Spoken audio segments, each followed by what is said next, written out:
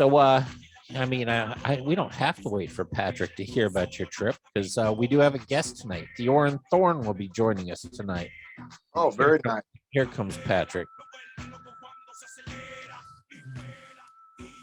All right. Well, yeah, this is perfect because I want to hear about your trip. Patrick, what's up, buddy? You look like a killer. I swear the one on the right, the blue-haired one is special. That one's a special one. That one's non-binary or some shit. That one's like the Pete Buttigieg of horses. Actually, I was just gonna say was I was just worried.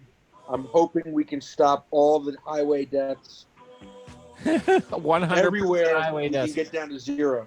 Well, he means it, and what he means is that he's not going to let you drive your car. So I was looking at the plan for that today. It was pretty funny. His big plan is just to put up a shitload of automatic ticket givers. So a shitload of robot tickets. So basically, just to extort and ticket everybody down to the last penny that they have, so that nobody wants to drive anymore. And then he's going to put taxes and tolls on per mile basis. He's a real douchebag. Jimmy's got to change that background up. This is fucking. I'm getting confused. I love it. I love it. Are you confused? Like, what are you finding? Are you finding yourself attracted to a horse? I am. I like the one on the right. Is that what that is? A horse? It's a pony. It's a little baby pony. It's my little pony. You should put up something sweet in the background. Be your calling card. I can't do it. It's there. I can't change it. I like it. So Jimmy, you're back. You're Hollywood.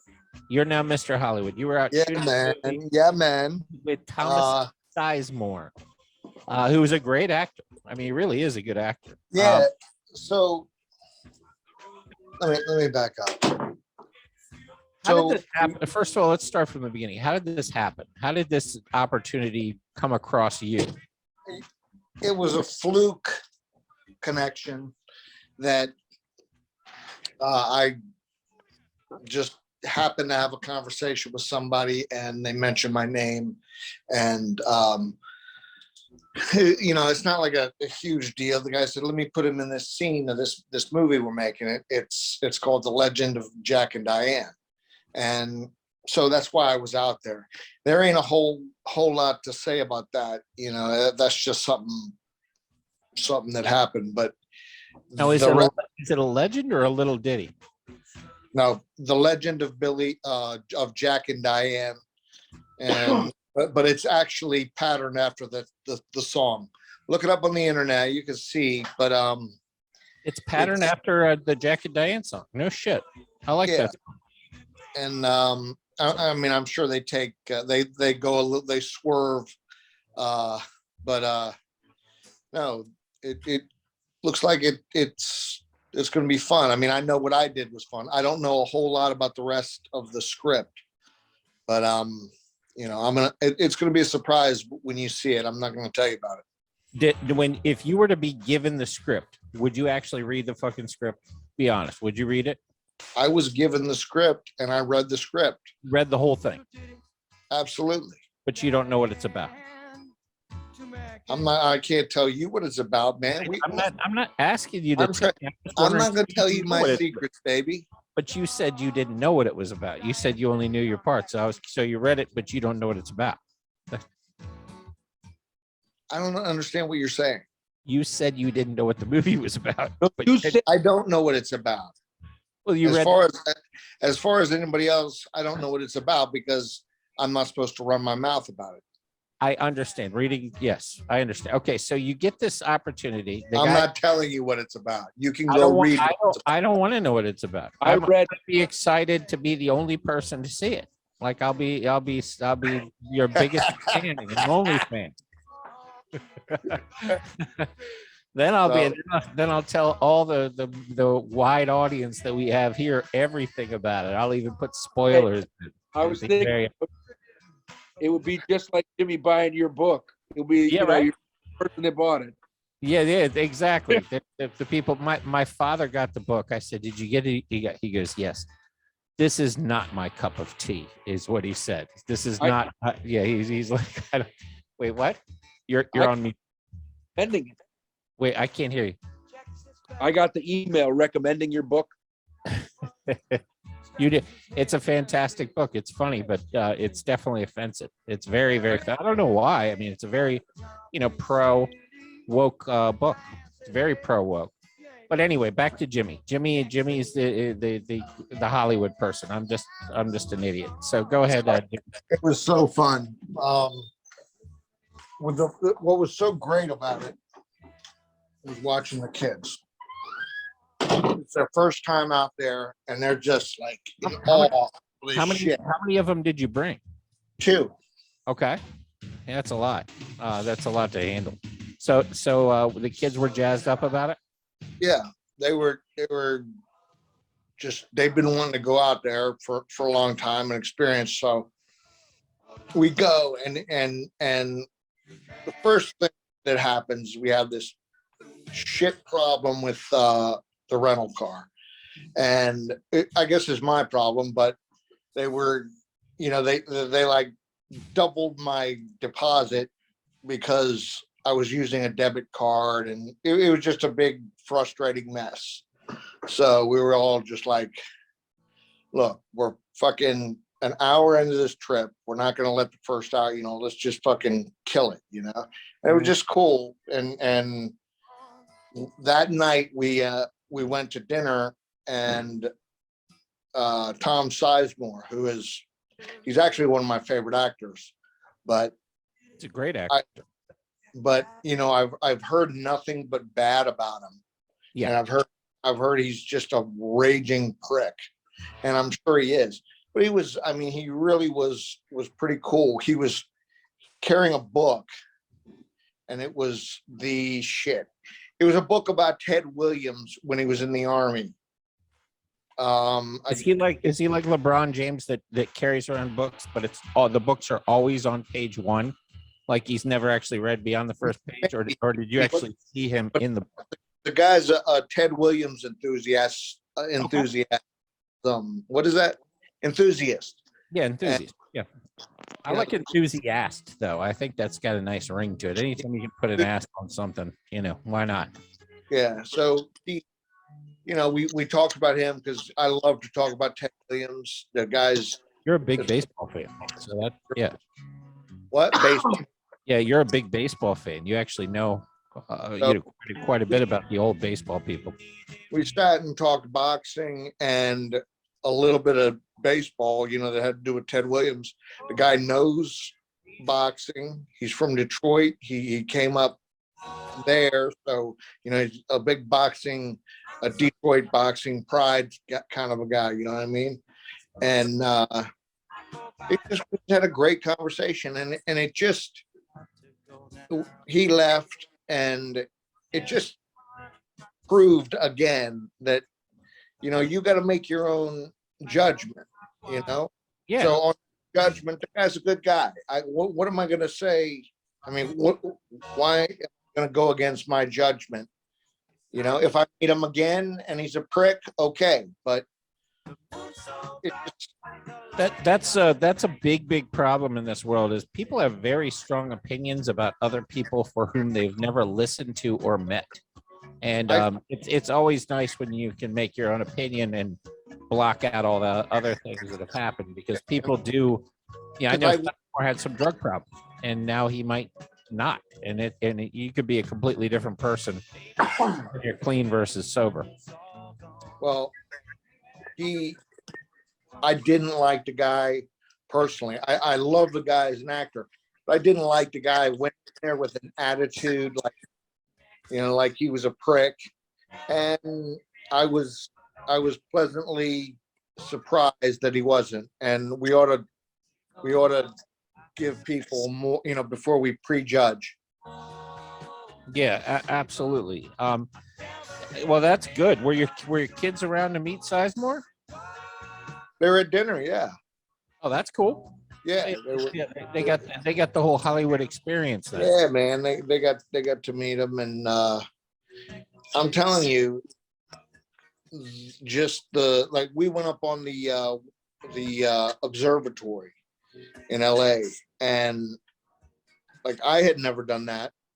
You know, when I was with the Contender and all the trips and shit we did, we never went there. It is unbelievable. Have you ever seen it?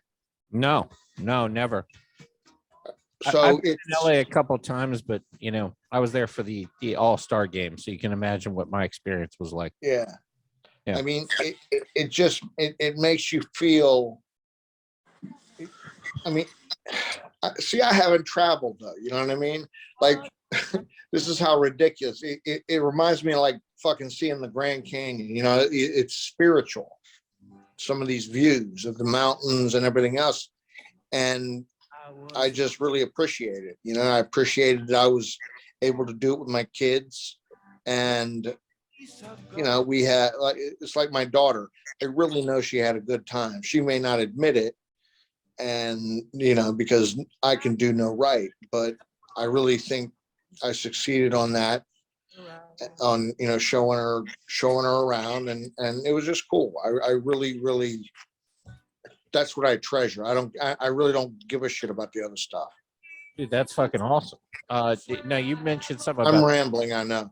you mentioned something about pictures. You had a new opinion about pictures. You told me to bring that up to you today. Yeah, because I went to see Roethlisberger's last game, right? Yeah. You remember when I did that?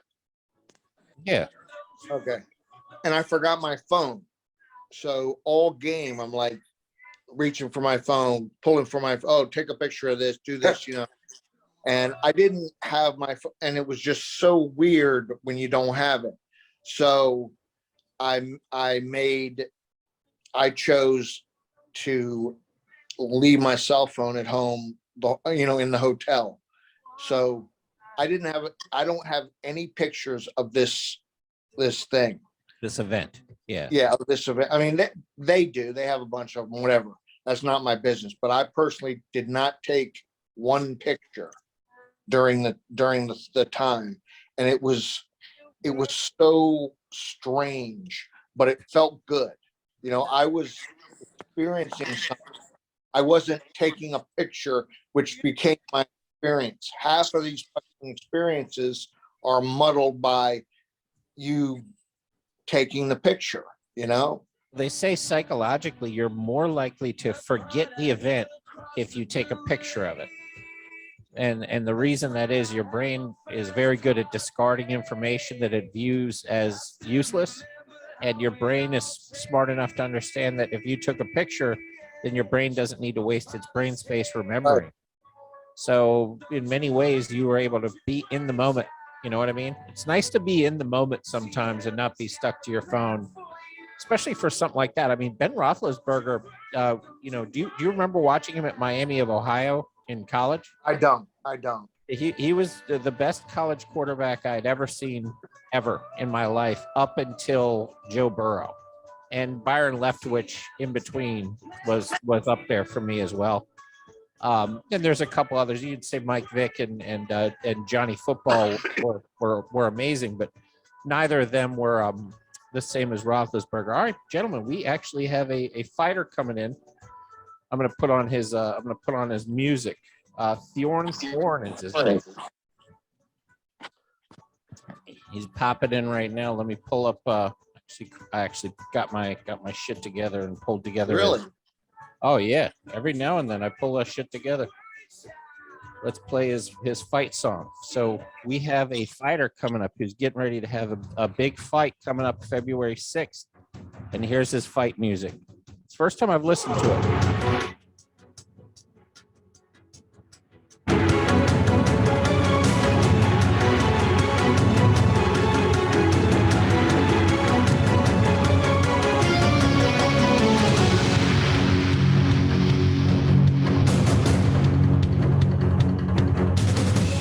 Dude, that's fucking hype. That's a hype ring entrance song.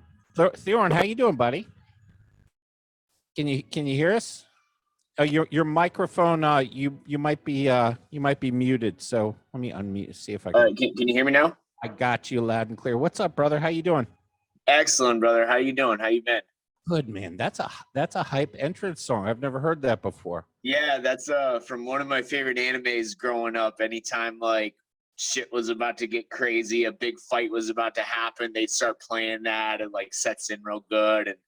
And he like right I usually will like wait in the tunnel until the guitar riff hits and then I just storm out because I'm just ready to go by then. So tell us, do you see the background?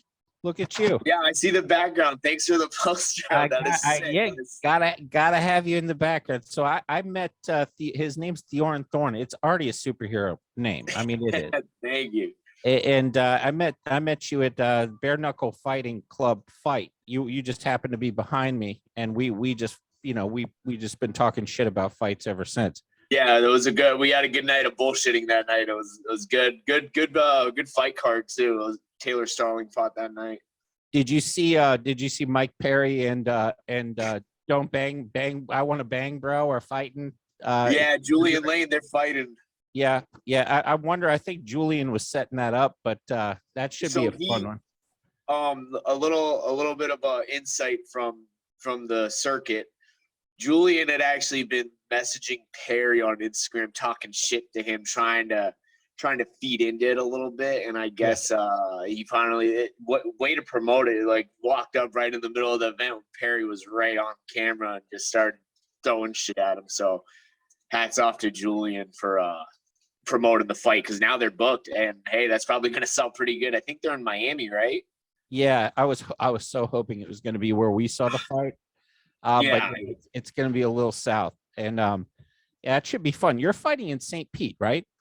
No, well, okay, so I had the whole thing screwed up. It was supposed to be in St. Pete. Now it's right off of 301 on the Tampa side. It's at this nightclub, the Dallas Bull. I've never been there. That's right near me. That's right. Is it really? Yeah. Okay. I live right off 301 in Tampa, so that's perfect. Okay, yeah, it's on that side of it's on the South east side of Tampa. So yeah. We almost didn't have an opponent. This guy came out of nowhere. We don't really know a lot about him, other than he was like a middle school wrestler. But we went through shit 1, 2, 3. He's the fourth opponent we had, and I know my sanctioned record is 1-1. Because I did fight in Quebec a couple times, and I have a couple K1 fights, but the Quebec goes under like a different sanctioning body, so those don't count on like my Tapology record, and that's pretty common with like boxers like who come from other countries and stuff, because like boxers from Puerto Rico, they'll have like hundreds of amateur fights, and then they'll come up to the States, and it's like no one has a record of it because they don't keep records. So we went on a tangent there. So it was like, all right, my coaches finally got to the point where it was like, you need to private all your shit. You need to private your Instagram. You need to private your Facebook, everything. And I was like, why is that? They're like, because we got coaches telling us that they don't want to fight because of the grappling experience. I was like, well, it's a fucking fight. It's not like we're not going out there to do jiu-jitsu. We're going out there to fight. And like I texted you the other day, it's really interesting because a lot of guys in amateur, at least, you could be like a real high caliber striker, Golden Glove guy, the whole nine. And guys will take the fight because in MMA, it's like you got the 4-ounce gloves. If you rip a wild hook and tag someone, not all the time the guy who should win wins, and that's a strange, crazy thing about MMA. So, but if you can put a guy on his back, it's like fucking. If this guy puts me on his back and I can't get up, it's like I can't just sit there and wing punches from there. So that gets to be the issue with my fights. So many ways to win a fight in MMA. Oh yeah. So people, how do 4 opponents drop out against you, and how was it over like a week, over 2 weeks? It was, so we started, I knew about this fight card in December. So my coach asked me, what do you want to fight after this? And I said, I'll fight at 170 so I can get into shape. Yeah. And then I would like to go down to 155 later, because realistically I'm a bit on the smaller side for 170. So I started getting ready in December. First opponent we had, I believe, was the first week of January. had video on the guy. Everything was good to go. And then my coach says, "Hey, we got a new opponent." Sends me videos, and this guy was from actually he was from New York too, and he was from a Chris Weidman gym, and we thought we were gonna fight this guy too, and it was like, wow, they're gonna fly him down here, everything. All right, sick. He ends up dropping 2-3 days later. So third fight rolls around. Did they tell you why, or did they just say I'm out? Like they usually they'll just say I'm out. Yeah. The they don't first even two take guys, an injury or any shit like that. It's not there yet. right? And most of the time, I think. Well, the second guy, the first guy, we don't know why. Second guy, his coaches just said they don't like the matchup. What I think happens is the guy, the fighter agrees to the fight, and then the coaches look it over and they're like, this is probably isn't a good fight.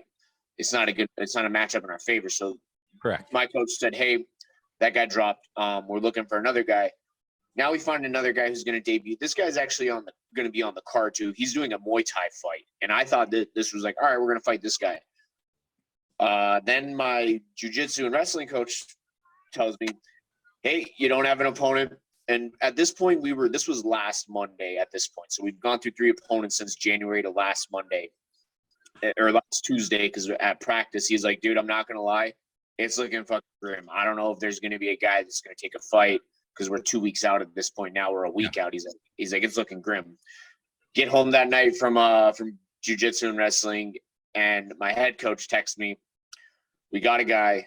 Or no, this story is a little funny. My jiu-jitsu coach calls me, just finished practicing. I was like, hey, what's up, man? He's like, dude, this is really funny. I got to tell you it, though. I was like, what's up? He's like, so they had a guy popular in the jiu-jitsu circuit around here. His team is, and they were going to take the fight, but his coach contacted my coach and said, what belt is your guy in jiu-jitsu? And my coach, I love my coach. He's the most straightforward individual ever. And he's like, what the fuck does it matter? They're gonna have an MMA fight. This isn't fucking jiu-jitsu. Yeah.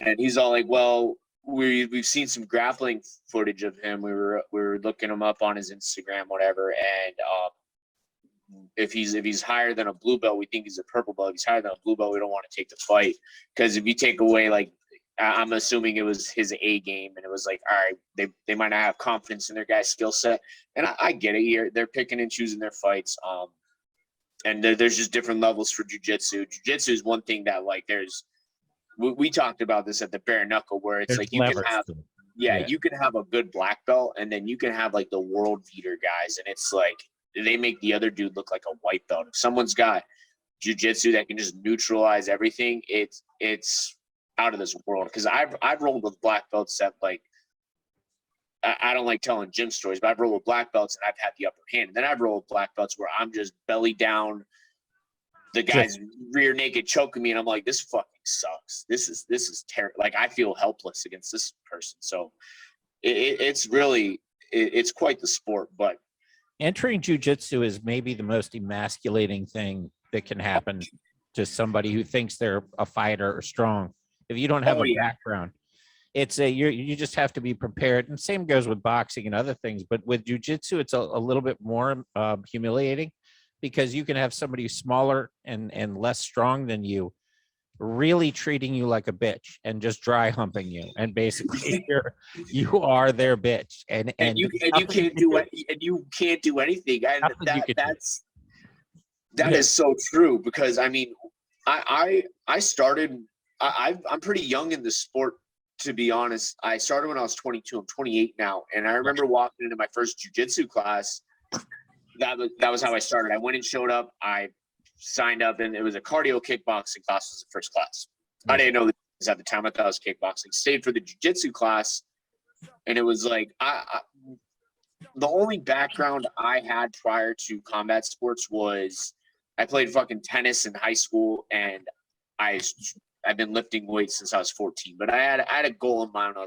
I always wanted to do combat sports, but in my mind, I was like, oh, I can't do this right now, so I'm just gonna prepare my body. It was like always this bigger goal thing. Yeah. But, did you have street fights or anything like that, or were you a fighter at your heart? Like, did your friends always try to get you at fights in New York and shit?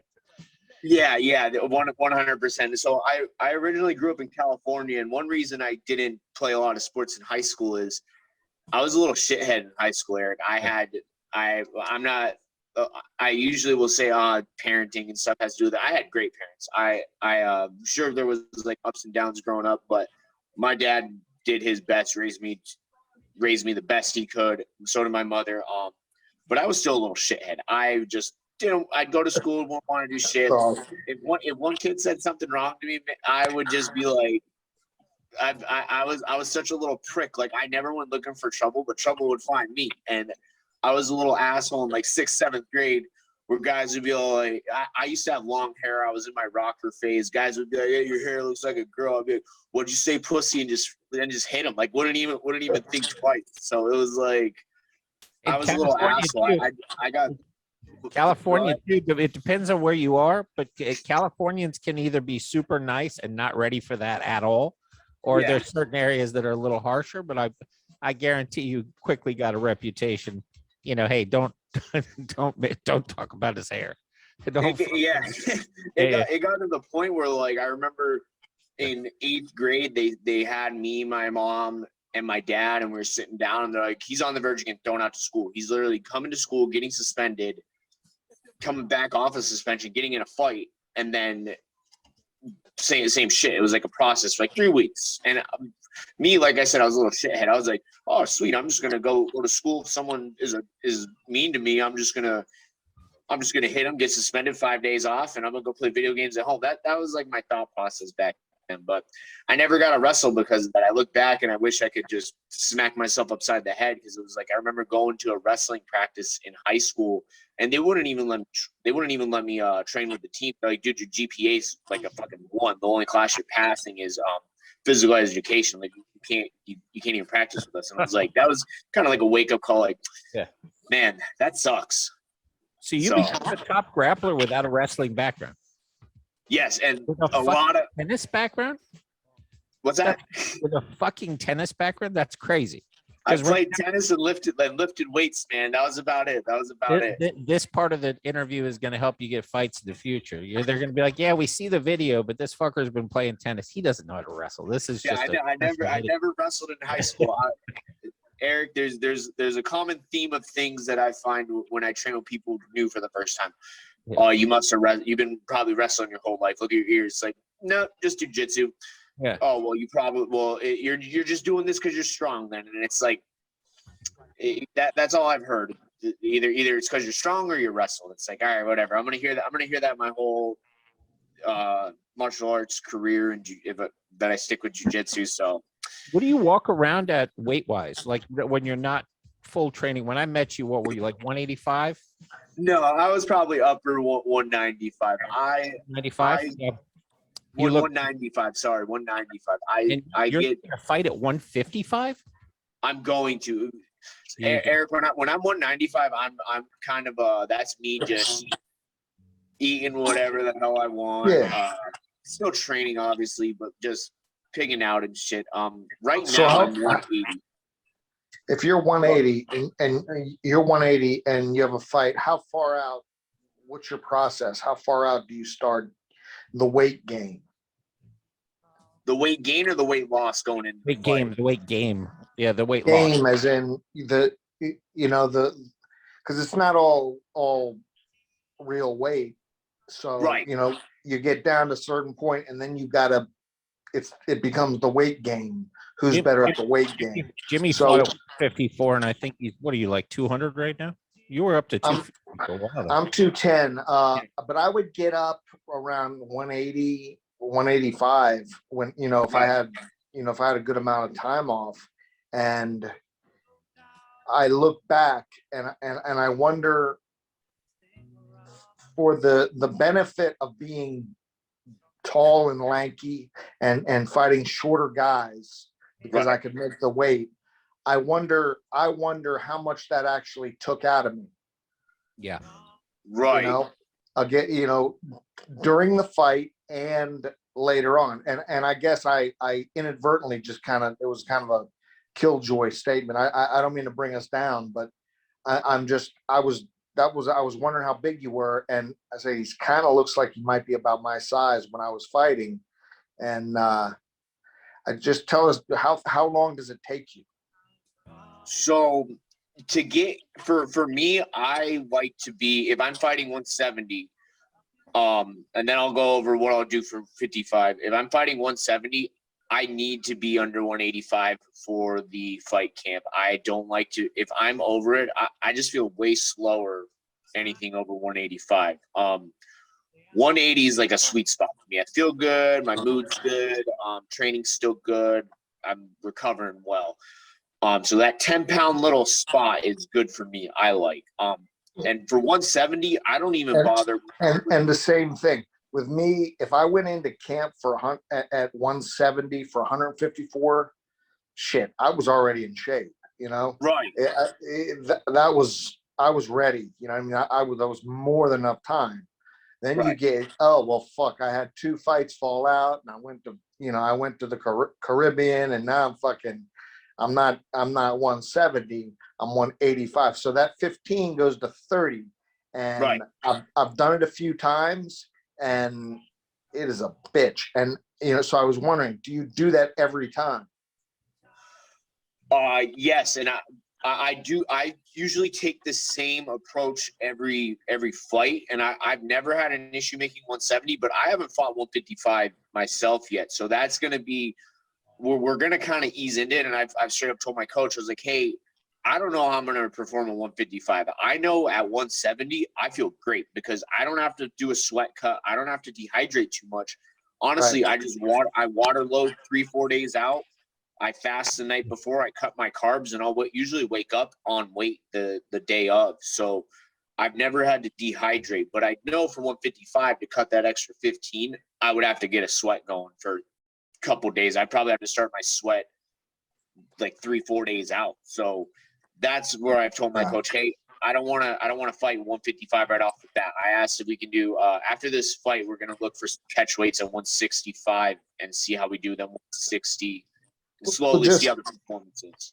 Just to put a little idea in your head, what a lot of us used to do when we had some doubts on trying to reach a weight, we would hire somebody and just have like a real fight, in the basement somewhere, Right. Not sparring, because sparring is different, have a real fight, have a real 10-round fight with 10-ounce gloves and see how you react. Right. Or Yeah, three, because you're doing 3 and 5, right? You're doing 3 and 5, 3 rounds, 5 minutes.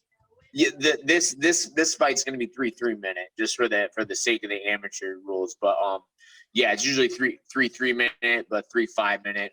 And then for title fights they'll do 5 rounds. But yeah, no, he totally right on that, because some people don't respond to getting hit the same when they drop that weight, and that's what I've noticed. Like multiple promotions, guys, when they go up in weight, sometimes they see more success because they can take a little bit of bigger shots.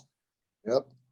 Yeah, this is crazy. So you really know nothing about the guy you're fighting right now, other than I have no idea anything about him. I do. Oh, fucking love it. Yeah. That's so badass. we just knew. They sent me over a contract with his name on it. I signed it right away. I was like, all right, let's fucking go. And then I called my dad, because my dad's huge on this. My dad, he's probably he's almost like my intro to a manager. The guy's always like, if I got an opponent, he's like, I want to know the name, and he'll find out everything about this dude. Like he'll be like, all right, this guy's been arrested for this. He's been training here for this long. That's fantastic. Yeah. All this, yeah, he's all over it. He wants to see me succeed, and I want to give back to him because, like I said, I was a little shithead in high school. He wanted me to play baseball, all this shit, hockey, and it was like I never got to like give my dad like, oh, I'm watching my son play sports and do well, because I'm a little asshole. Now it's like, oh, I can give that back to him in my late 20s. So that's another reason I like to fight as well. Your dad will be like, he has a restraining order from Stacey Adams. So Yeah. You're in a rough spot. So Stacey Adams says, hi, motherfucker. No, he said shit like this. Like the guy I fought, the guy I fought last, my dad's like, hey, this dude's got like a DUI and like resisting arrest and shit. I was like, Dad, what the fuck? Like, and for me, I thought, well, real quick.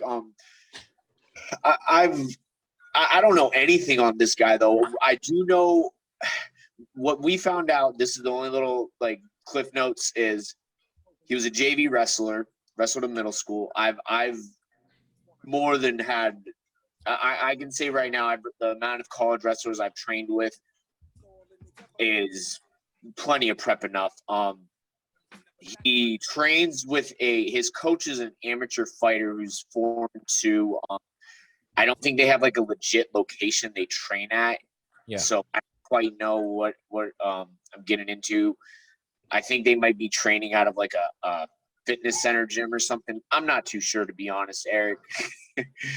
Anybody who walks around with that hair has to just be one tough son of a bitch. You know the Yeah, people. one confident guy, because I saw that mane and I was like, holy shit, that's some. I was scrolling through Facebook and my coach sent a fight post, was sending fight posters to us, and I saw that one, and I instantly looked at him. I was like, holy fuck, that's some wild hair. And then I was like, oh shit, this is my opponent, because I hadn't even seen a photo of him either. I just saw his name sign the contract. I was like, all right, let's go. If this is the guy, you saw you on the other side of the post. yeah, they always use that fucking photo of me too, and that photo was after probably one of the better weight cuts, and I look really gaunt when I get down to 170 because I really like to eat, despite what people say carbs are bad. I eat a very high carb diet as an athlete, and when I finally cut them out, I just shrink down. And that right there is kind of how I look when I shrink down, because at weigh-ins I'll be looking like a pinky, and when I get out to fight, I just blow right back up. But I've learned in the past, especially jiu-jitsu tournaments, where you don't want to. There's that big myth of like Paulo Costa. It's like, oh, this guy must go and eat dozens of shit after he weighs in. It's like, no, he's just rehydrating properly because he's still looking good at his fight. I've done it where I just go eat literally shit. Like I'll eat a whole bag of fucking Oreos and stuff after a weigh-in, and it's like that's not going to help me tomorrow. That's not going to help me at all. I'm just going to feel like shit. So I've learned that is so important, because that's exactly what I used to. Sorry, that's exactly what I used to. You feel it so much. Fucking, I used to literally make lists of shit that I was going to eat after the weigh-in, like to pass time. Yes. Right? And like I would like have fucking food games. Okay, well, the day after the fight, I'm going to Maggiano's. The day after the fight, I'm going here. I mean, you become obsessed with it, you know? Yes. The way you said that just now, oh man. I mean that is on point. That is on point. That is how it is. Especially oh man, I'm gonna eat this. I'm gonna eat that. Like fucking the night after I fight, my girlfriend, she's like, "Ooh, let's go to Mellow Mushroom and get pizzas." It's like, you better believe I'm gonna eat a cool fucking large pizza. So, fuck yeah. Mellow Mushroom pizza. And here's another thing. Here's another thing. Yeah. Tell me this isn't true. How many fucking times in a 24-hour period do you actually step on the scale? I've stepped today, 24 hours, probably 3 or 4 times. Just seeing like, what am I at after this? What am I at after that? Like, what am I at after my run, after my breakfast this morning? After your breakfast, after you fucking take a shit, after you piss. Yeah. I used to have a goddamn piss cup that I would walk around with just in case I had to just piss a little bit, just to try to get to that fucking. I mean, every little bit counts, man. I'd cut my fingernails. When you start hydrating like crazy too, you gotta be you're pissing like crazy, and you gotta. Sometimes it's literally a numbers game at that point. And Abilene, you know Abilene, right? No. Okay, so we would smear Abilene all over our body, and it's like a makeup remover, right? And we lose probably. It was probably 1 to 1.5 times as much, you know. Right. It just opens your pores and just you're just soaking wet before you even start working. Is it like that sweet sweat shit? Because I see a lot of guys will rub that stuff on. Yeah, use Abilene. I've never used that other shit, but Abilene is at the drugstore. It's $10 for, it'll last you 3 months, and that actually works. It literally helps to open your pores, and you just pour sweat. Okay, yeah, because like I said, if I plan on going to 155, it's going to turn into a sweat cut. Whereas this is just like, don't eat like shit, fast the night before, and you're good. Where now I got to sweat out 15. Yeah, distilled water. Drink distilled water. Fucking plants and shit. Vegetable. I mean, like lettuce and stuff. Yeah. No good. All that does is just stick in your fucking colon. I mean, we're playing a every little bit counts game. You know what I mean? So, I think I figure. I mean, you definitely gotta know this stuff, because every little trick gets you there. Yeah, 100%. Was fermented sauerkraut ever something that people would eat, Jimmy? Or do you guys ever hear of that? Never heard of that. It's 0 calories, but it's good for gut health, and it's literally 0 calories, but it feels like you're eating something. That's what I was about to say. That, and like someone said like watercress and shit too. People would just like shove that down just because it's like you'll just start pissing it out. But Eric, by the time, in the time period we're talking about, we're not talking about calories. We don't give a shit about calories. Yeah, we give a shit about how much does something weigh. Right. Now, like when you just said the food itself. Gotcha. Yeah, watercress is very hydrating, and it basically disintegrates. You know what I mean? Right. As you bite it. So yeah, I mean, you can't. The mistake I made was I started cutting water way too far out. Right. You can't cut water. Right. You know what I mean? Unless you have 48 hours, something like that. So right. I mean, it's just, I started way 10 days out, limiting my water. This is terrible. Yeah, really, dehydration is not going to go well. No. When you walk in the ring, what do you weigh? So if you Patrick, you were there for a lot of that shit. I know. I was just thinking about how awful it was. Yeah. Yeah. I wasn't going through it, but I was watching Jimmy go through it. And I was thinking about how you ate buckets of ice chips. Yeah. No, yeah, just for something to chew on and shit. Yeah. It was just so bad. It was hard to watch. Fucking, there was some hot drives home from the gym. Yeah. Yeah. Yeah. Do you have somebody that motivates you? Like, do you have people that like help you and support you during this? For me? Yeah. Like in terms of like friends, or like the weight cut stuff. I mean, right now you're not torturing yourself, but oh, no. For me more so it's just to get through the weight cut. I just think of beating the scale.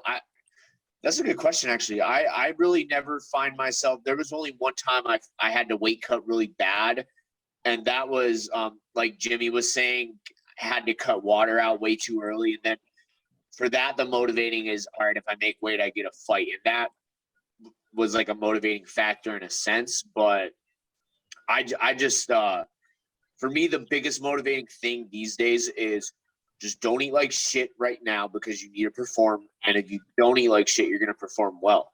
Because like we talked about earlier, I would find myself, I'd be cutting too many calories, too much shit too early. And I would just end up binging so hard. Like the moment I would step off of the scale for this, I'm talking about jiu-jitsu, because I would cut a lot of weight for jiu-jitsu tournaments. I would come off the scale, me and my friends, I would just go bonkers for like 8 hours straight, eating nonstop. And then the next day I'd be eating nonstop in a tournament, but I'd feel like such shit. And that's where I've learned. The one fight I've lost in MMA was to a gentleman named Craig Willingham. He's currently a pro. He ended his amateur career at 6-0. Excellent fighter. And I know everyone's gonna say, "Oh yeah, that guy beat me. They want him to do good." Everyone's gonna say it. This guy's gonna do fucking good. Yeah. I think he got like amateur fighter of the year or something in the fucking country. Craig Willingham, very very good fighter. But after I had fought him, we did a catch weight at 175, and I was 215. This was the heaviest I ever was because I had just won. I won my first Muay Thai fight, and then the next, not even a month later, I went and won my first MMA fight. So it was like, fuck yeah, I won 2 fights, March and April, and then in May they wanted me to fight this guy because he had no opponent, and it was like we're 2 weeks out. I told the promoter, I was like, dude, I'm 2 weeks out, and I'm fucking 215. I don't know if I was like, I can't make no 170. I was like, I'll do a catch weight at 185. And he's like, well, they agreed on 175. And me, it was like, oh, this fight card's in my hometown. How can I say no? I was like, fuck it, I'll do it. So for that, the motivating thing is I gotta make this weight to fight at home and fight this guy. I gotta make the weight. And I just started cutting out everything. And eventually, like, you start to disassociate yourself. You're not really hungry. But once you get off the scale, floodgates are open. And I mean, Eric, I ballooned from 175 back to 195 in like, I'm not bullshitting you, in like 12 hours. I felt like trash once I got rehydrated and everything.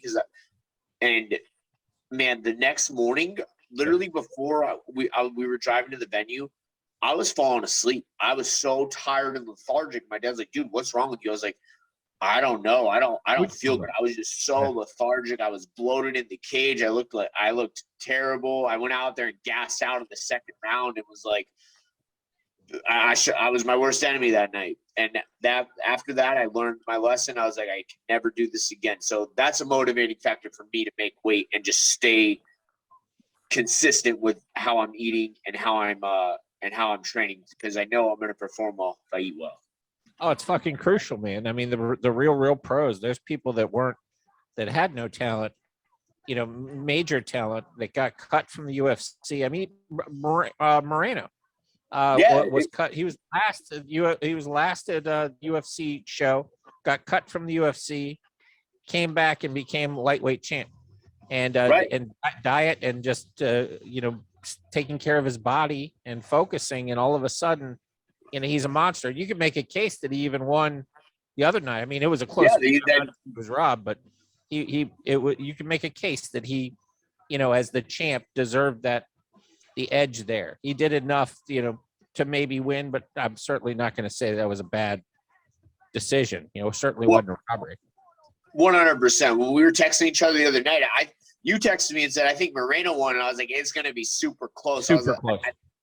I was like, right, because going into the fifth, it was 2-2. I thought, I was like, this is split probably. And I think if Figueroa didn't drop him, I forget what round it was, at the end of the second or the third, that was Moreno's round too.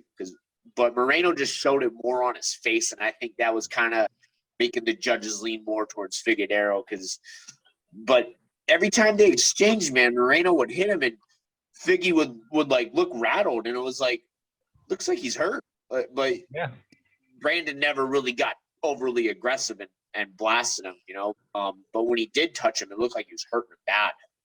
You almost want to give the edge to the champ in a situation like that, just because to beat the champ, you got to really beat the champ. It can't just be eke it out. You got to actually, whip them a little bit. And MMA is really hard. Boxing's got enough scoring problems. MMA is really hard to score. I don't even think they score attempted submissions right. They don't really, if you almost get somebody in a triangle, or you get them, if you have true control and you almost get them in a guillotine, whatever it is, that they don't really score that. Almost like it should almost be scored like a solid shot that rocked the person, because it really is that person's in serious danger. The fight is almost over. And they don't look at it that way. It's I think it's a mistake in the way they score MMA. Yeah, no, that's 100% on point, because you look at it as a possible fight ending scenario. I mean, off the top of my head, the Tony Ferguson, Charles Oliveira, when he had Tony in that armbar, it's like, dude, that thing's gonna snap. That was a fight ending situation. Anyone else other than Tony Ferguson is tapping that damn armbar. Yeah. Tony is something else, but And then that when you watch people escape and come back, you're like, oh, how is that even possible? I mean, there's some people out there that won't tap on some real deep chokes too. That I'm like, yeah, I've been choked before. I'm out by now. I'm asleep.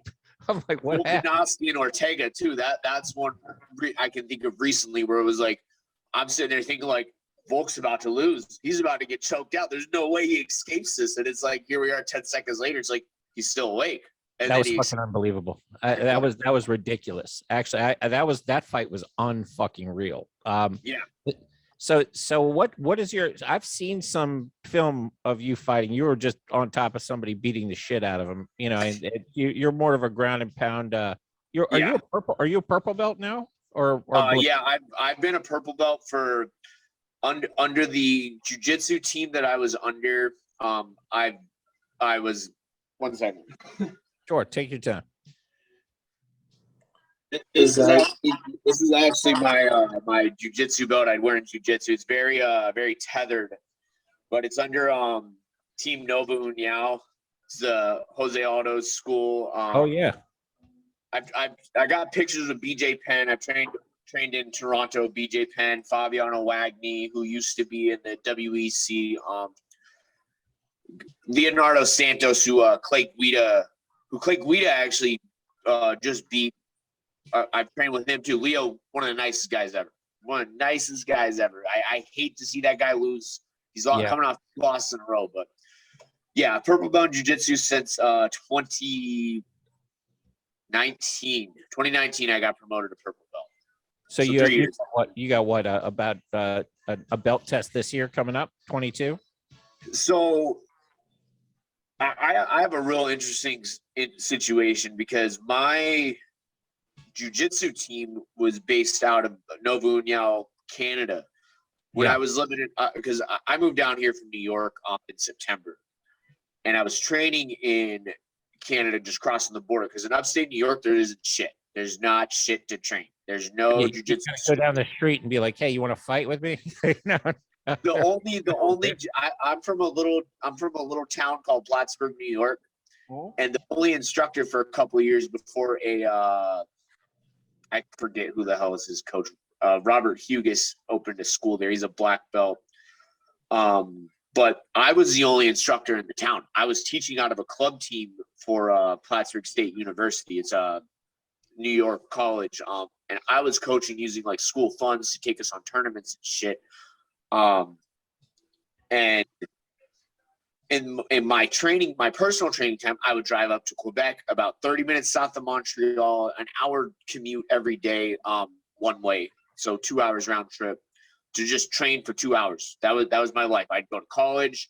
I'd train my students. I'd train myself, and then I'd party on the weekends. And that was my college life. That was pretty much it. But went off on a little tangent. You got that 1.0 GPA up. Sounds like you passed more than physical education, baby. Good for you. I did. I ended up going to college. I graduated with an associate's in fitness management and also kinesiology studies, and I have a minor in business management as well. So I flipped this. Moving to New York was a blessing in disguise. Yeah, got your shit together. Yeah. How much does your mom hate you fighting? Is she cool with it?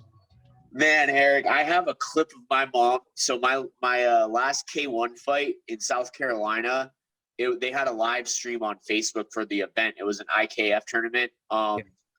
And right off the go, my mom's sitting there like, I touch gloves with the guy, and my mom's recording the live stream on her phone, right? Just to have it. And I rocked this guy probably 30 seconds in with a big jab cross. I threw the cross, I pulled back, and he's looking off into space. And the ref stopped me, gave him a standing 8 count. My mom's just going ballistic. She's like screaming, "Fuck him up!" Like she is out of this world, Eric. But like she hates watching me get. She's like, oh.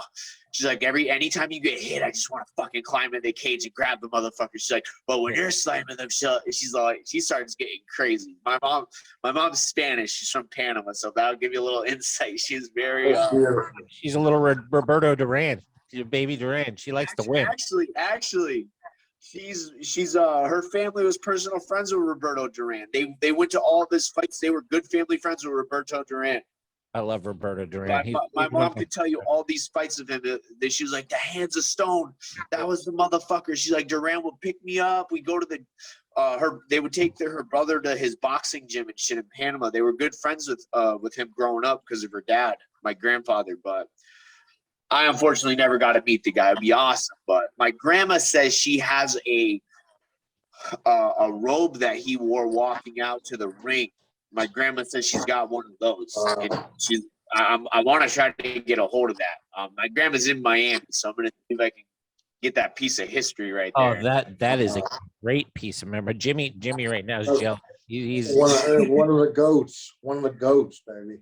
Wow. I really liked his fighting style, man. That you don't see a lot of guys doing that shit anymore, where they're just pulling the hands down and then just cracking them with the other. Like really interesting, and I feel like that set a big trend in boxing with a lot of the glove play, but he was ahead of his time, I think.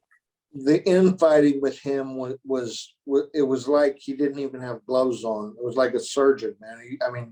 He would touch you here. He'd see you just start to go, and he'd touch you and stop you, then pull this down, throw the hook, followed by an elbow. Emil Griffith was like that too. Study Emil Griffith, but unbelievable infighting.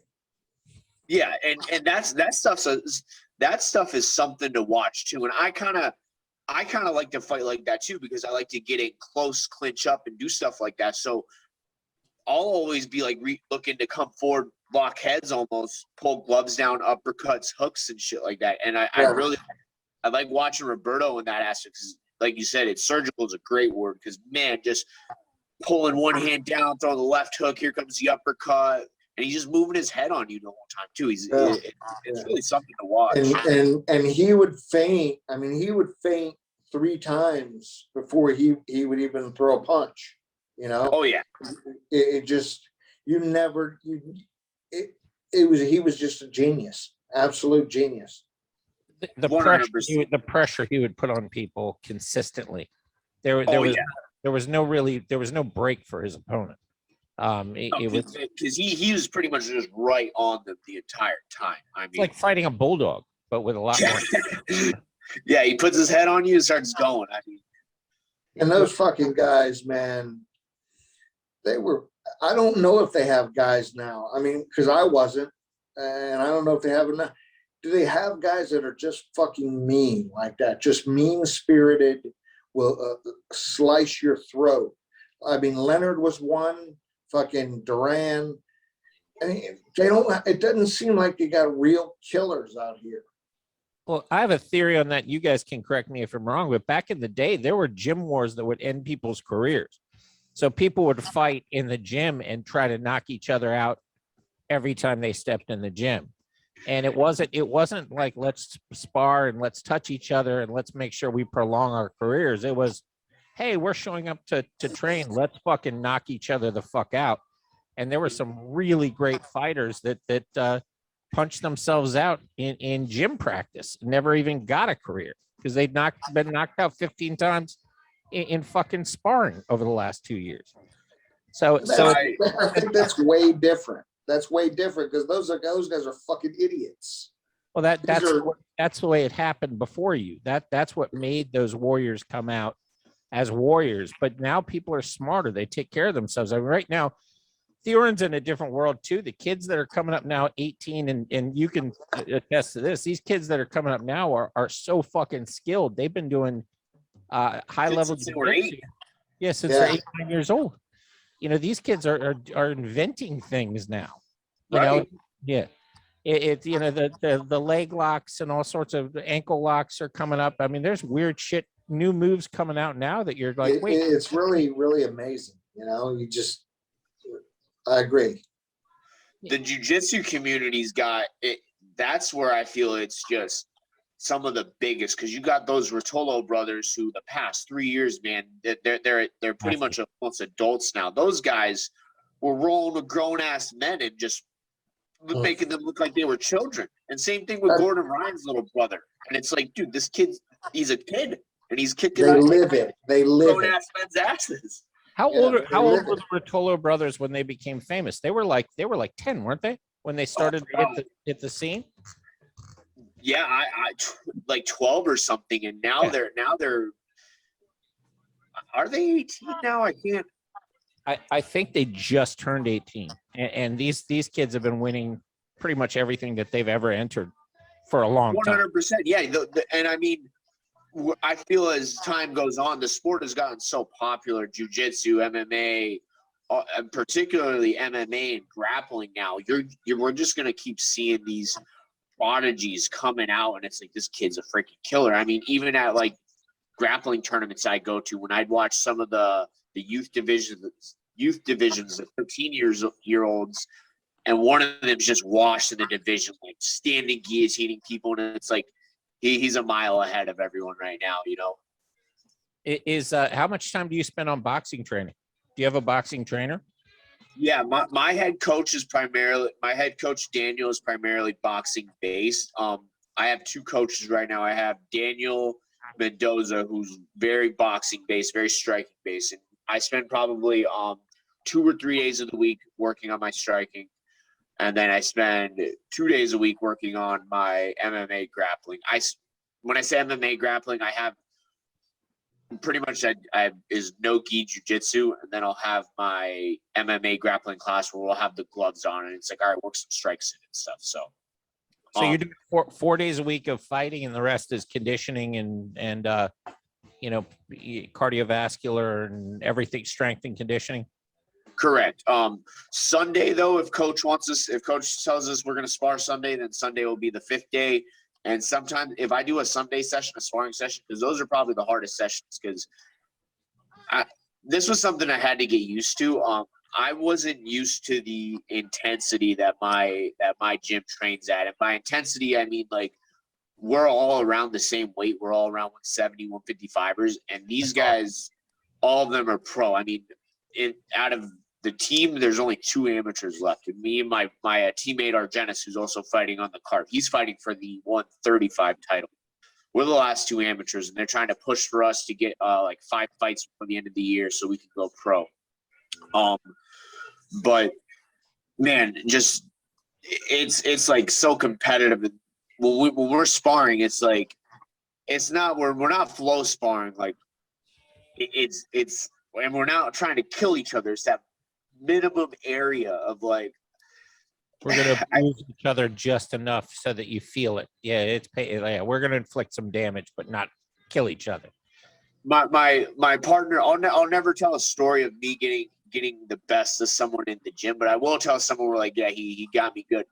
My training partner, Blake Smith, he's the 155-pound CFFC champion, which is one of those they got a fight card going right now. Actually, they just did their prelims on YouTube, and if you turn on Fight Pass, they're running their main card. He's the 155-pound title holder. He's got a title defense March 17th, and he's just so crafty with his striking. And I mean, me and him were going at it, and we're swinging in the pocket, and he gave me a little check elbow, and my nose pays to have a big nose in this sport. My nose has been broken a couple of times. He gives me a check elbow, just absolutely fucking busted a little bit, starts bleeding everywhere. Yeah, I'm sitting there. He's like pointing at my nose, and I know it's bleeding. I can feel it. I can smell it. Like, I don't know. It's like got that distinct smell, and I'm like, "Fuck it, dude. Let's keep going." Like, when I'm actually in a fight, if I get hit in the nose, starts bleeding, it's not like I'm gonna be like, "Oh, ref, timeout, timeout." My nose starts like, no, let's keep fucking going. So, yep. There's that aspect of the intensity. So if I spar on a Sunday, I'll train Monday for the MMA grappling, and then I'll take Tuesday, Wednesday off, and then get back Thursday, Friday, and Saturday's off too. Because I mean, I work my work schedule as well. Sometimes I'm just tired. I work 5 a.m. to 3 p.m. roughly on each day. So you're delivering, correct? You're doing correct. Yeah. So, I'm a courier for FedEx. Dude, I can't wait till the pro career takes off. I mean, we know I'm gonna be there. How do we get tickets to this fight in the Tampa area? I'm gonna send it out to everybody locally, and let's see if we can bring a crew to support you. But how do we get tickets? On that fight, on the poster in the back, I think you can buy them on that Eventbrite site. That's a site, and there's a pay-per-view stream on it as well. If you gave me a number, I could get you I could get you the ticket amount that I need. I'll look it up and I'll promote it. But I've been just so enamored by his great hair. I like to see him right next to me, right there. I'm not gonna, I did dread it because I saw it and I was like, fuck, dude. Like I'm looking to look. It's no secret what I'm gonna do. I'm gonna pull a little Chael Sonnen montage. I'm gonna go out there. I'm gonna put my fucking head in his chest, and if he can't stop me from taking him down, then that's gonna be the fight. But I'm just praying that hair doesn't get in my mouth because the last fight I had, I was grinding the guy on the cage, and he had fucking tons of chest hair. And in the middle of the fight, I'm tasting it in my mouth, and I'm like, I got to get the fuck out of this cage with this guy. So I was like, all right, time to put the foot on the gas pedal. I'm fucking done. I've had that, man. I had some fight. I had like a big glob of hair like tied into my mouthpiece and shit. I don't know how it fucking got there. And I'm like choking on this shit. It's just I couldn't even concentrate on the fight. I went for like 2 and that's the rounds thing. It's such a little insignificant thing, but it's like it fucking is taking in concentration. It's like I gotta get this fucking thing out of my mouth. Yeah, it's terrible. I think I was fighting Jimmy Holmes, and that motherfucker, I couldn't even fight. I'm fucking trying to get this shit out of my mouth.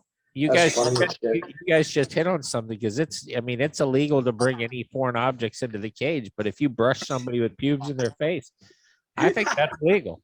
It could really win a fight. If you're in a tough fight, you got to get a little dirty.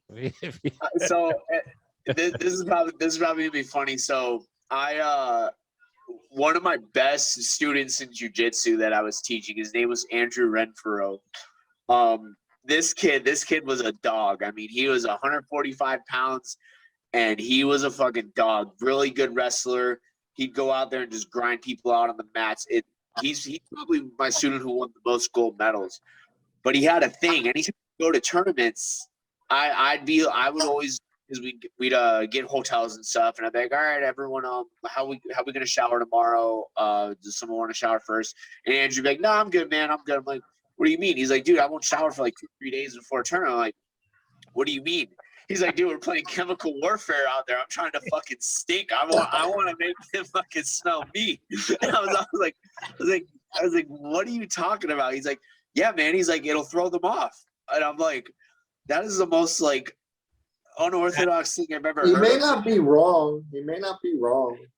Yeah, no, and I mean, I started thinking to myself, I'm like, would that throw I was like, if I was against someone doing that, would that throw me off? The guy was intentionally making himself smell like shit. I mean, at the very least, it's going to put an extra thought in his mind at some point. This motherfucker stinks. And when he's thinking that, he ain't thinking, I better slip this left hook. You know what I mean? Exactly. And when he would do that shit, I'd laugh. I'd be like, dude, you're cut from a different cloth. And that's why I love you. So that's the type of cycle. So if I'm managing, that's the type of shit that that I'd be pushing. I'd be like, don't brush your teeth. Don't you bathe. We're going to take some pubes, put it in your hand. We're going to rub them on. We're going to make him think, I got to get out of this ring somehow. It doesn't even have to, I got to get away from this guy. I just want to get the fuck out of here and eat my pizza after the meal. I got to get the food. Right. In the middle of the match, you'd be like, what are you going to eat today? You can have some cheesecake, here's some pubes, get in their head a little bit. Fuck with them. It's a psychological warfare. It really is a psychological game. And you've felt people break before, you can see it sometimes. You can see it when they're breaking. You probably look at them and be like, yeah, I got this. This is it. Both of the MMA fights that I've won, my first fight in particular, both of them actually same circumstance happened where my first fight, I had taken the guy down first two rounds and was pounding the shit out of him. And then third round, I put him on the cage. And he almost didn't even try to fight this takedown. I just simple little body lock, bounced him on into the cage. And then as he was bouncing back, I pulled him with me and just did a little fold over. And right when I did that, he was like, oh, fuck. And right there, I was like, he's talking. I was like, he's talking. He just broke. So right there, he kind of instantly rolled over to his back. And I got a I transitioned to an arm bar and he rolled over, got the arm bar finished. This most recent fight, I grinded him out the whole first round, got the takedown in the end, got probably like 10, 15 shots in and ground him out. Second round, I walk out. He's wants nothing to do with me. We're not first round, we met in the middle of the cage. Second round, he's backed up right into the cage already. I'm like, all right, like we just fought the whole first round on the cage. I just walked in, stiff jab, wrapped him up back on the cage, and he's trying to circle, and I'm just covering him. I have him over underhooked. And he's like sitting there panicking. I could feel him like breathe like that. Yeah. Fuck. And I'm like, right when he started doing that, I was like, he's done. He is done. And that's when you start hearing people like that, especially because I looked across the cage and my coach Vincent Morin, he's been in my corner for since my first boxing match. The guy's been across the country with me, having me fight. He unfortunately won't make it for this one, but later fights he will.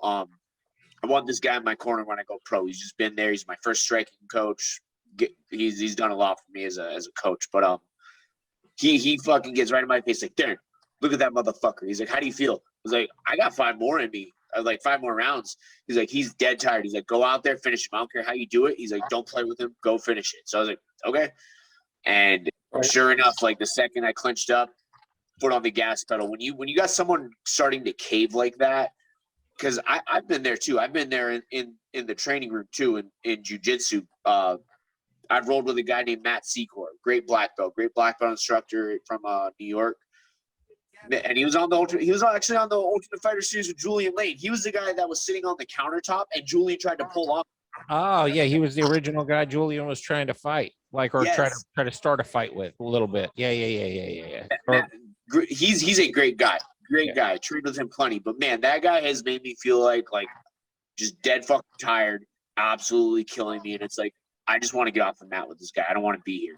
And I'll admit to that. There's moments where like you'll be so tired and guys just keep pushing you and pushing you and pushing you. It's like, I can't do shit. And it starts setting in. And so knowing how that feels, I know that when I start seeing signs someone break, okay, foot needs to go on the gas pedal. Time to start pushing this guy. And that actually plays, Jimmy, it reminds me of, so we have a friend, John Scully, who was a pro fighter for a while, but he's huge on body language in the corner. You know, he really gets pissed off when his fighters come back and show that they're hurt or that they're tired, because he thinks that it gives such a psychological edge to the opponent. You know, showing, you don't show them shit. Even if you're dead tired, even if you're in a lot of pain, do not show it, because it gives that psychological boost to somebody who may be just as dead tired or hurt as you are.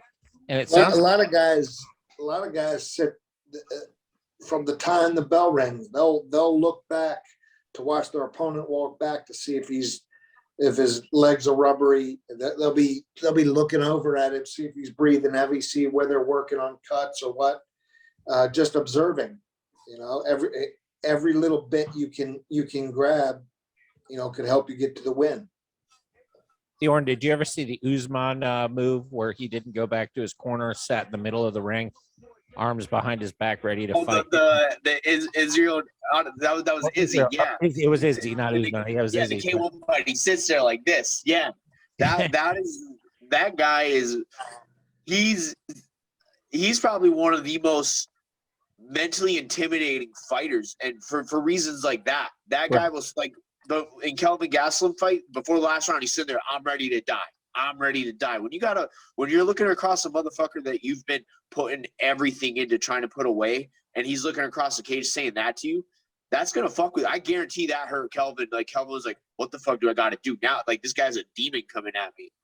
He is, you know, like he throws it all in there. You know, you're all in. You know you're ready.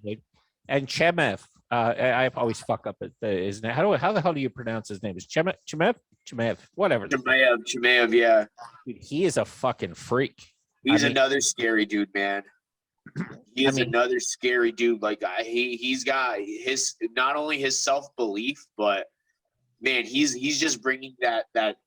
Honestly, he's bringing the Habib skill set, but I think he's giving it a little +1. It's hard to see because his toughest fight was against Li Jilang, but man, if he fights Gilbert Burns and does that shit to Gilbert Burns, you can't really deny anything the guy's doing. I think he's been hit 3 or 4 times in like 4 fights, 4 or 5 fights. Yeah, it's under 10 times in 4 fights is unbelievable. Oh fuck! I mean, and he's coming after. He's pissed off that Usman's talking about jumping weight. You know, Usman's talking about jumping up and taking another title, and he's like, no, not until I hunt you down. You know. Yeah, I would like to see. I think it wouldn't be out of this world to say if Chimaev goes out there and just because the Burns fight got confirmed today, I believe, unless it was just another, this is in the works. But if he goes out there and he does to Burns what he's been doing to all these other guys, it's gonna be who else do you have fight Usman? You know, I mean, Usman's already fighting Edwards next. I'm pretty sure that fight. All right, I don't think Leon's got the style for Usman. I think Usman can do kind of the same thing, but beat him in the striking as he did the first fight. But man, how do you deny Hamzat if he beats Burns? You know, I mean, Usman's knees are a disaster. You know the. I mean, he's not in good shape knee wise. He's like a 90-year-old man on those knees. But before the fight, he's in there in the crouch position like an animal, like a tiger. And he's a fucking guy too. Like out of the ring, couldn't be a nicer human being. And yet, maybe the best middleweight of all time, up there with George St. Pierre. And you were talking about BJ Penn. There's a moment of time where BJ Penn is in that. He's in that conversation. You know, BJ harmed his legacy too much. I feel he definitely was up there, but I feel like that. You would have liked to see him walk away a little bit earlier, but he hung on too. No, I think if Usman beats Edwards and then let's say every perfect world Hamzat beats Gilbert and then Usman beats Hamzat, you can't really deny because he's going out there and finishing dudes. He did finish Colby this most recent time. I think Colby's his X factor because these fights have been so close. The first one was they're so close until he got knocked out. You could almost argue a mean motherfucker. He's just he's in such great shape. He's not a terrifying striker. He's just in perfect shape and just ferocious with how he fights. Yeah, Colby's one of those guys. He's gonna sit in your face. He'll almost take one to feed you too, you know. But I think you could have called their last fight aside from Usman getting rocking him.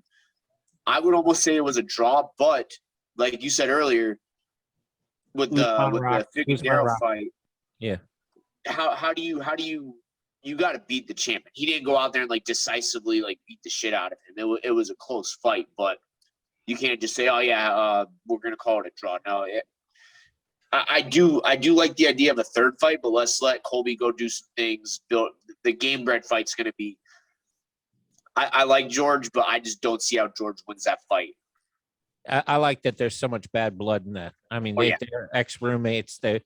Colby's like, I used to choke you out in the living room, you bitch. I mean, anytime you have that much fucking, you know, it's weird the way people that used to be that tight, once you break up a friendship, you know, you hate that person that you really love more than you hate somebody that you probably have no relationship or love for. But those two, they have that beautiful best friend hate thing going on, you know, where they fucking despise each other because they know each other so well, train together, you know, we're part of the same crew, live together, and now they get to go kick the shit out of each other. So that makes for great TV. That's a good story. And plus, there's just so much video on those two just being friends and shit, you know, Colby cornering George cornering Colby early on in their pro careers. And it's like, man, it's like a Cinderella story is a bad example, but like it's like some romantic fairy tale that went totally fucking wrong, you know? Like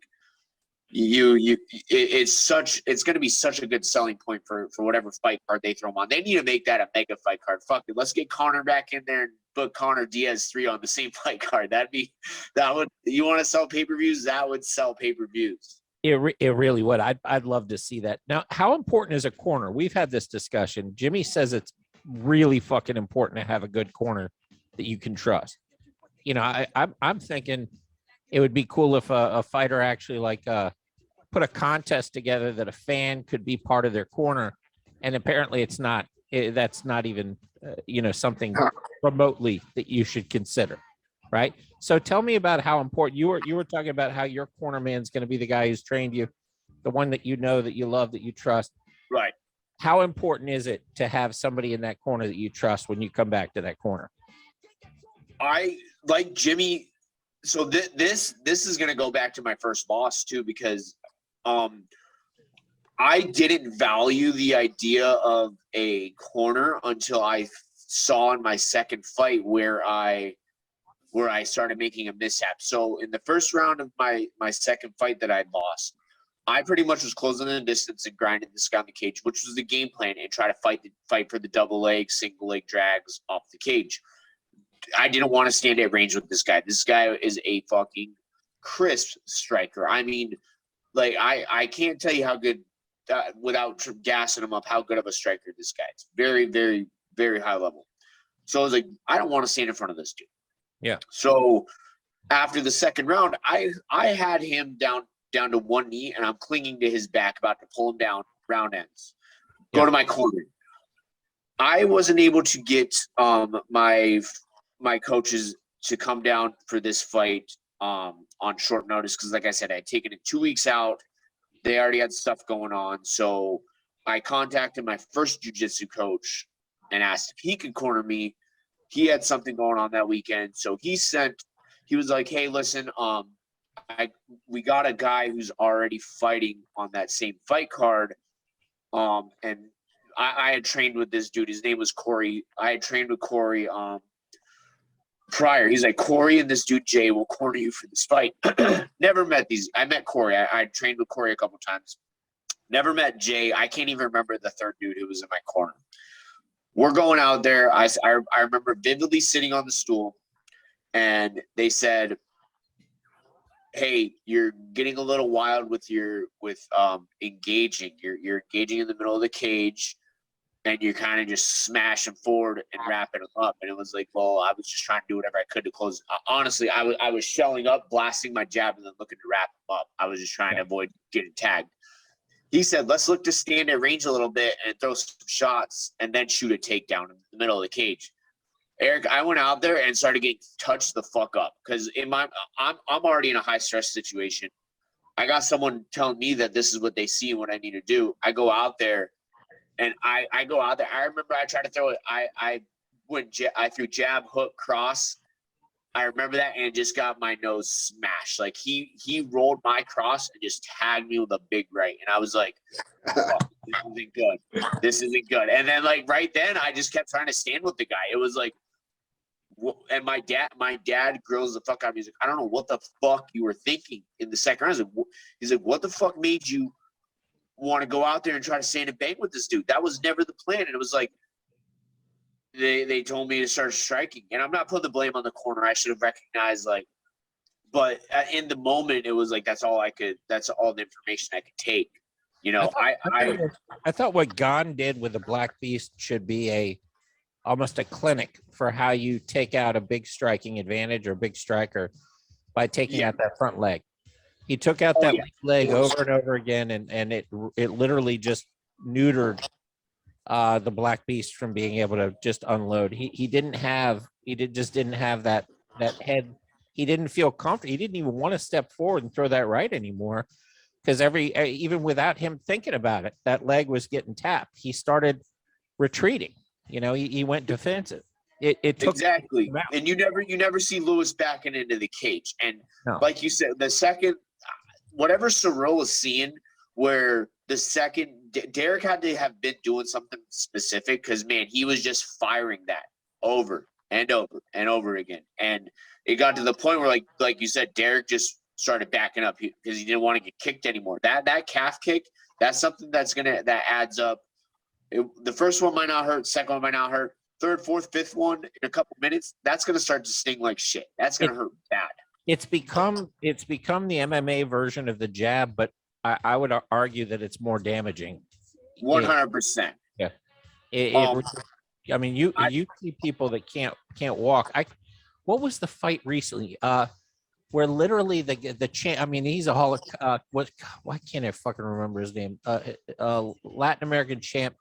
He couldn't even walk going into the fourth round. He goes back to the cage. He's hobbling, and he won the fight. And his opponent stopped kicking the leg.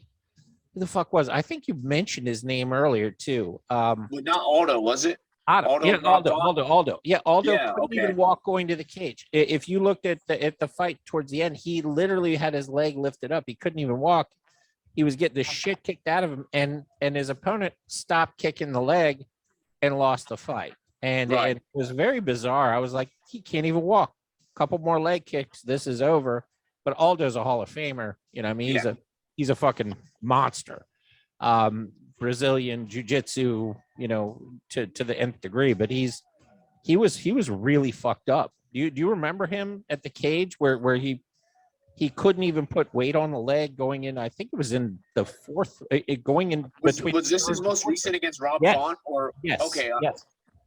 Very recent fight, and I'm like, how the fuck do I see that? And his corner's not going, go to the leg, go to the leg, go to the leg. They never went to the leg again, and lost that fight. And that it was moments like that where I go, wait a second, what is really the importance of a corner? Because their corner clearly wasn't watching him hobble around the cage. You know, it was pretty obvious. Right. You know, but so it does make a big difference. Your corner gave you shitty fucking advice, but that also brings you back to why did you have, you know, people are telling you horrible shit. Your corner lost you the fight, basically. And I like to think like maybe it should have been on me to identify. Go ahead, Jimmy. And by the way, in case you're wondering, Jimmy doesn't know how to get rid of My Little Ponies on his background because he knows nothing about technology. So he pops up. I've been giving him shit to put a background up there. He pops up, and the kids apparently fuck with him. You know, he's got like 20 of them. He's Catholic. He's got like 75 kids, and kids fucked with him and put My Little Ponies up there for him. Oh man, that is good. Yeah, man, but I'm excited. I'm excited. Oh, you got which one you got? So you got two twins that are. My boy wants to meet you. I told him you're going to be a big star, and he wants to say, "Look, turn the light." Which one are we talking about, Johnny? This is Sonny. Sonny. No, Johnny's his brother. Sonny. There he is. Where you at, Sonny? I'm seeing Eric right now. You got to get in close, Sonny, or else you look like My Little Pony. There you go, buddy. There we go. There you are. What's going on, buddy? What's up? So he's getting ready for a fight. We were just talking. Cool. Perfect. You can come with your dad to watch me fight, buddy? Probably, yeah. Perfect. Love to hear it. I'll give you a shout out after the fight, Sonny. Okay. Right on, man. Got you, brother. I got you. All right, Sonny, have a good one. So has Sonny started boxing yet, Jimmy? No. He's what he does. So Jimmy's got two twin sons that are getting ready to go pro in boxing pretty soon. No shit. Yeah, and the twins, they both and we came up with an idea on the show, and it might be the dumbest fucking idea in history. I don't know if you should even tell it. I think well, we already go ahead. on the show, but we're talking Oh, about, did we tell it on the show already? yeah, we were talking about it on the show. So you know, in boxing, everybody tries to protect their you know, they build these fighters up to be 11, 12, 20 and 0, and they really suck because they haven't fought anybody. Yeah, So they'll be fighting. Go ahead. We're going to make a statement, just have the twins fight their first pro fight right from the get-go as sort of a fuck you to the O. You know, let the strong survive. Whichever one comes out on top, comes out on top. that is a father saying, this is my most valuable thing, and one of them is going to take a loss, and fuck it. That's the way it works. That's a different outlook. Because like you said, everyone wants to protect their fuck. They want to keep that zero. They want to keep that zero. In boxing, I feel like that's like your biggest thing. If you got shit in boxing, if you got even 2-3 losses, people write you off as trash, and that's why a lot of boxing fans, when they watch MMA, this guy's got 7 losses. He fucking sucks. It's like not quite. But No. Well, MMA doesn't. You could have somebody with 10, 15 losses, and that person's a fucking monster. Right. It's a different world. One of the greatest things with Scully, he's fought. I think he's fought with 38 world champions, and when you ask him who his best opponent was, it's a guy who is like 34 and 38 or 38 and 34. He's like, that guy was a fucking masterful boxer, and he Really? names the guy's name. He's like, that guy. Look at who he lost to, and James Toney, this, and goes down the list. He's like, everybody put him in, and here are the people he beat. All these champions. He goes, you don't look at the record because it sometimes you'll end up looking at that record and get knocked the fuck out. But in MMA, they don't protect the O that much. They don't. You get there's a guy who his very first 2 fights ever. And he retired 0-2. The poor fucker was Chuck Liddell, and Rampage Jackson. Those were his first 2 professional fights. And after that, he's like, I don't want to fight anymore. Fuck this. 2 of the heaviest hitters of their time. And he might have been an outstanding fighter. He just happened to hit the Hall of Fame lottery with his first and second 2 Hall of Famers. Back to back, and he's like, this sport's not for me. I'm not built for this shit. But they don't protect fighters like that. You get thrown in. Yeah, you get thrown in against some wolves in your world. When I first moved down here, I was training at the Gracie South Tampa gym because I was bouncing around trying to find a place. And the coach there, Lane, great guy, great jiu-jitsu academy he's got. We were talking about the amateur circuit and whatnot, and I was all like, well, there's guys that I know who are like fucking 8-0 as an amateur, but if you look at their record, they fought dudes who were like 3-10 and shit, and fucking 1-8 in amateur. So obviously in MMA, some of these guys, like, the amateur circuit, you might get a guy who's training around like day by day in fight shape year round. You'll get a guy like that, or you'll get the guy who just doesn't train at all, comes off the couch 2 weeks before the fight and goes out there. You never know. And I mean, me and my dad talked about this. There's this, I'm not gonna say his name. There's a guy who's fought on my last fight card, and he's like 3-10. He goes out there, gets hit once, and he just fucking folds up. And it's like, if you love fighting, that's awesome and shit. But dude, like, what are you doing? Like, I as a fighter myself, like, what are you so doing this to yourself for? I mean, it's really something else. But yeah, you got these guys who are padding their record in amateur almost. And he was talking to me.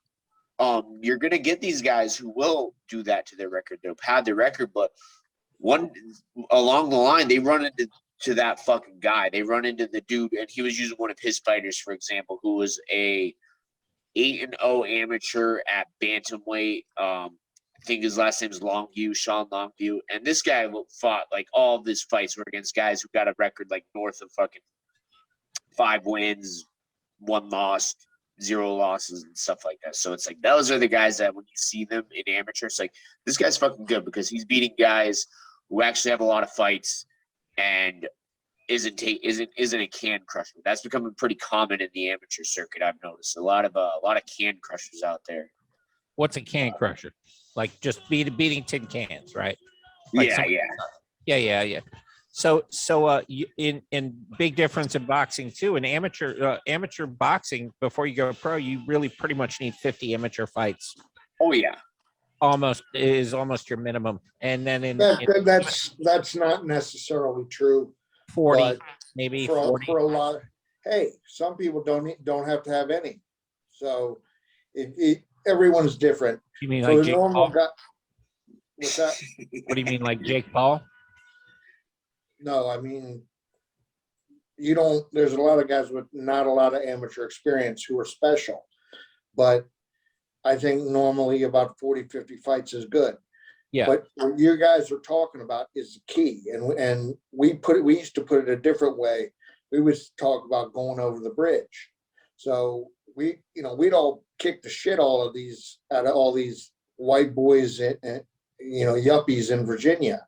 And then we go over the bridge and get blown out because the level is so different. So why not go over there and practice and fight those guys all the time? Right. Up your level. You're only as good as your competition. Right. No, 100%. And that's because and I do also in this aspect, there's so many ways to look at it, because also an amateur, it's like, do you really want to get into a crazy boxing or MMA? Do you really want to get in a crazy war this early in your career when you're possibly developing yourself for bigger shows? Do you want to go out there and have like a 3-5 round war with a guy who's just as good as you and is going to bring you a good fight? But like you said, you're only as good as your competition. So, well, I mean, a fighter is not a cake. You can't just put the ingredients and direct perfectly. It never works like that. The Correct. fighter has to have extenuating circumstances throughout his career that he either conquers or fails. But that's where you have to have those extreme situations. Sometimes they just come early. Right. A couple, one came for me, and it really helped me. It hurt me on the record books because it gave me a draw, and I don't think I deserved it, but it really helped me in other ways, like as far as digging down and things like that. So, I mean, I'll send you this fight. I don't think you can design a career. Right. And people try too hard to design a career, to plan the perfect career. And sometimes it works, but more often than not, it doesn't. I totally agree with you. You gotta be able to, because you're gonna find out really who you are in there under adversity. You can't have the cakewalk every time. Absolutely. You got to face adversity, because that's going to show you who you really are. If you can dig deep and get yourself out of the hole. And for some guys, just walking out of the dressing room is their adversity. Okay, right. That's where that's a perfect time to use a tomato can. Right. Get them used to fucking fighting in front of people. Some people freeze up; they can't do it. And I mean, that's you get them used to it.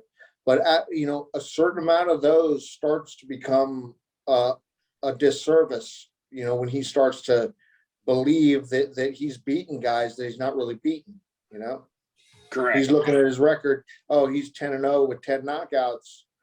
You might want to slow your roll until unless you came up with the real competition. A lot of guys don't. Right. I agree with that. That's very good points. Man, I'm excited about this fight, dude. I can't wait to see if your right can penetrate that beard. And the beard. I'm fearing the beard, man. I'm not gonna lie. Yeah. Do you get nervous before fights? I mean, yeah, everybody does, but how nervous do you get? I think what Jimmy said about walking out, if I can get in the cage, Eric, if I can get into the cage, I come to life. It's really weird. Once I get in there, it's like you can see my dad's like the second, because my last fight, like once I literally leaped in, slammed my feet in the middle, and started fucking like cartwheeling around, like not showboating, but like I was pointing at everyone and shit, like doing my fucking Mr. trademark. Yeah. I was kind of selling it a little bit, just because once I got in there, I was like, okay, now I'm feeling it. I feel good. But for me, it's just the things like The the dressing unknown room's a thing. bitch. What's that? The dressing room is a motherfucker. Yes, and I think it's just the anticipation. For me, it's fuck. I just want to get out there. I start getting the anticipation starts chewing me up. Yeah, you get the dressing room blues too. Every fighter does. Send them Yeah, that saying. Send them that Scully saying. Yeah, I will. It's right on point. Yeah, I'll send him. I'll send him that 4-round fight that Jimmy's that changed Jimmy, but it was a 4-rounder early in his career that was like fight of the year in Maryland, wasn't it? Wasn't it up? Now, I'm not going to sit it. Yeah, and I'm not. It was on home team. It was a home team sports fight of the year. Yeah. But now I'm not going to sit here and be a hypocrite because Yeah. I was also taken care of by a lot of those. I was in an all black gym. I surrounded myself by the best fighters, and they never looked at me as the white boy. They took care of me and helped to move me just as much as my managers. That was Right. a community, and those guys really took care of me. And they taught me lessons in the gym that, some I didn't have to learn in the fight on the job because they taught me in the gym, So I had a lot of, this is in no way, I came up a certain way and, shit, man, I had a pretty easy road. It was a harder road, but it was made. Those guys were so decent, and they just helped me, all of them, the joppies, the colies, the chops, all of them. And that I look at the camaraderie of a jiu-jitsu place, and I really understand how that can lift you up, Right. I No, wish my career came on. Go ahead. Sorry, Theoren. Continue. No, so I really what Jimmy's saying is very true because honestly, I the gym I train at now is it's an invite only gym. I mean, I got in because I work with a guy who he did photos at the bare knuckle event. He was really good friends with the fighter, and he reached out and got me hooked up with the coach, and they let me train there. And honestly, like I didn't know what to expect going in, and then I just realized like these guys have all walked the road I'm walking, and they're ahead of me right now. So the help that they've given me, like the patience in some areas that they need to show me and whatnot, and like helping me through the growing pains almost of starting to like break that mold of starting to how should I word this? Break the mold of getting to that next level of getting out of that what you need to do to be at that level. Yep. Versus just like showing you the things you need to start doing to get to that level versus thinking what you need to do, because I thought I knew what I needed to do to get to that level, but now I see it, I'm doing it firsthand, and it's like they're helping me through the growing pains almost. Right. And in they can accept, the better they can make you, the better you can make them, Exactly. They're not like keeping secrets so that they can beat you in the gym where it doesn't matter. They're making you better to make them better. So Exactly. it works for everybody.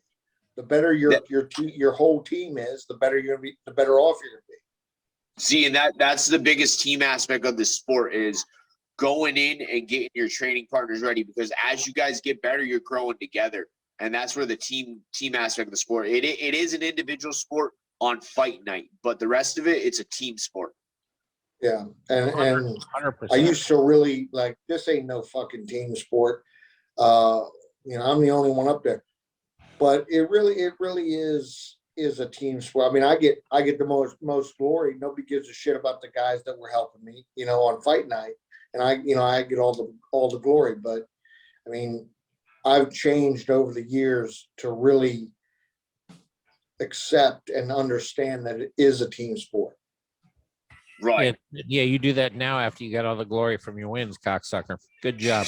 I was going to get those anyway. Trevor, you miserable prick. You left all those people that helped you. You could have been up there in the ring going, hey, I love my team, instead of saying, Hey, look at they me. hit me enough. Those guys will go fly a kite.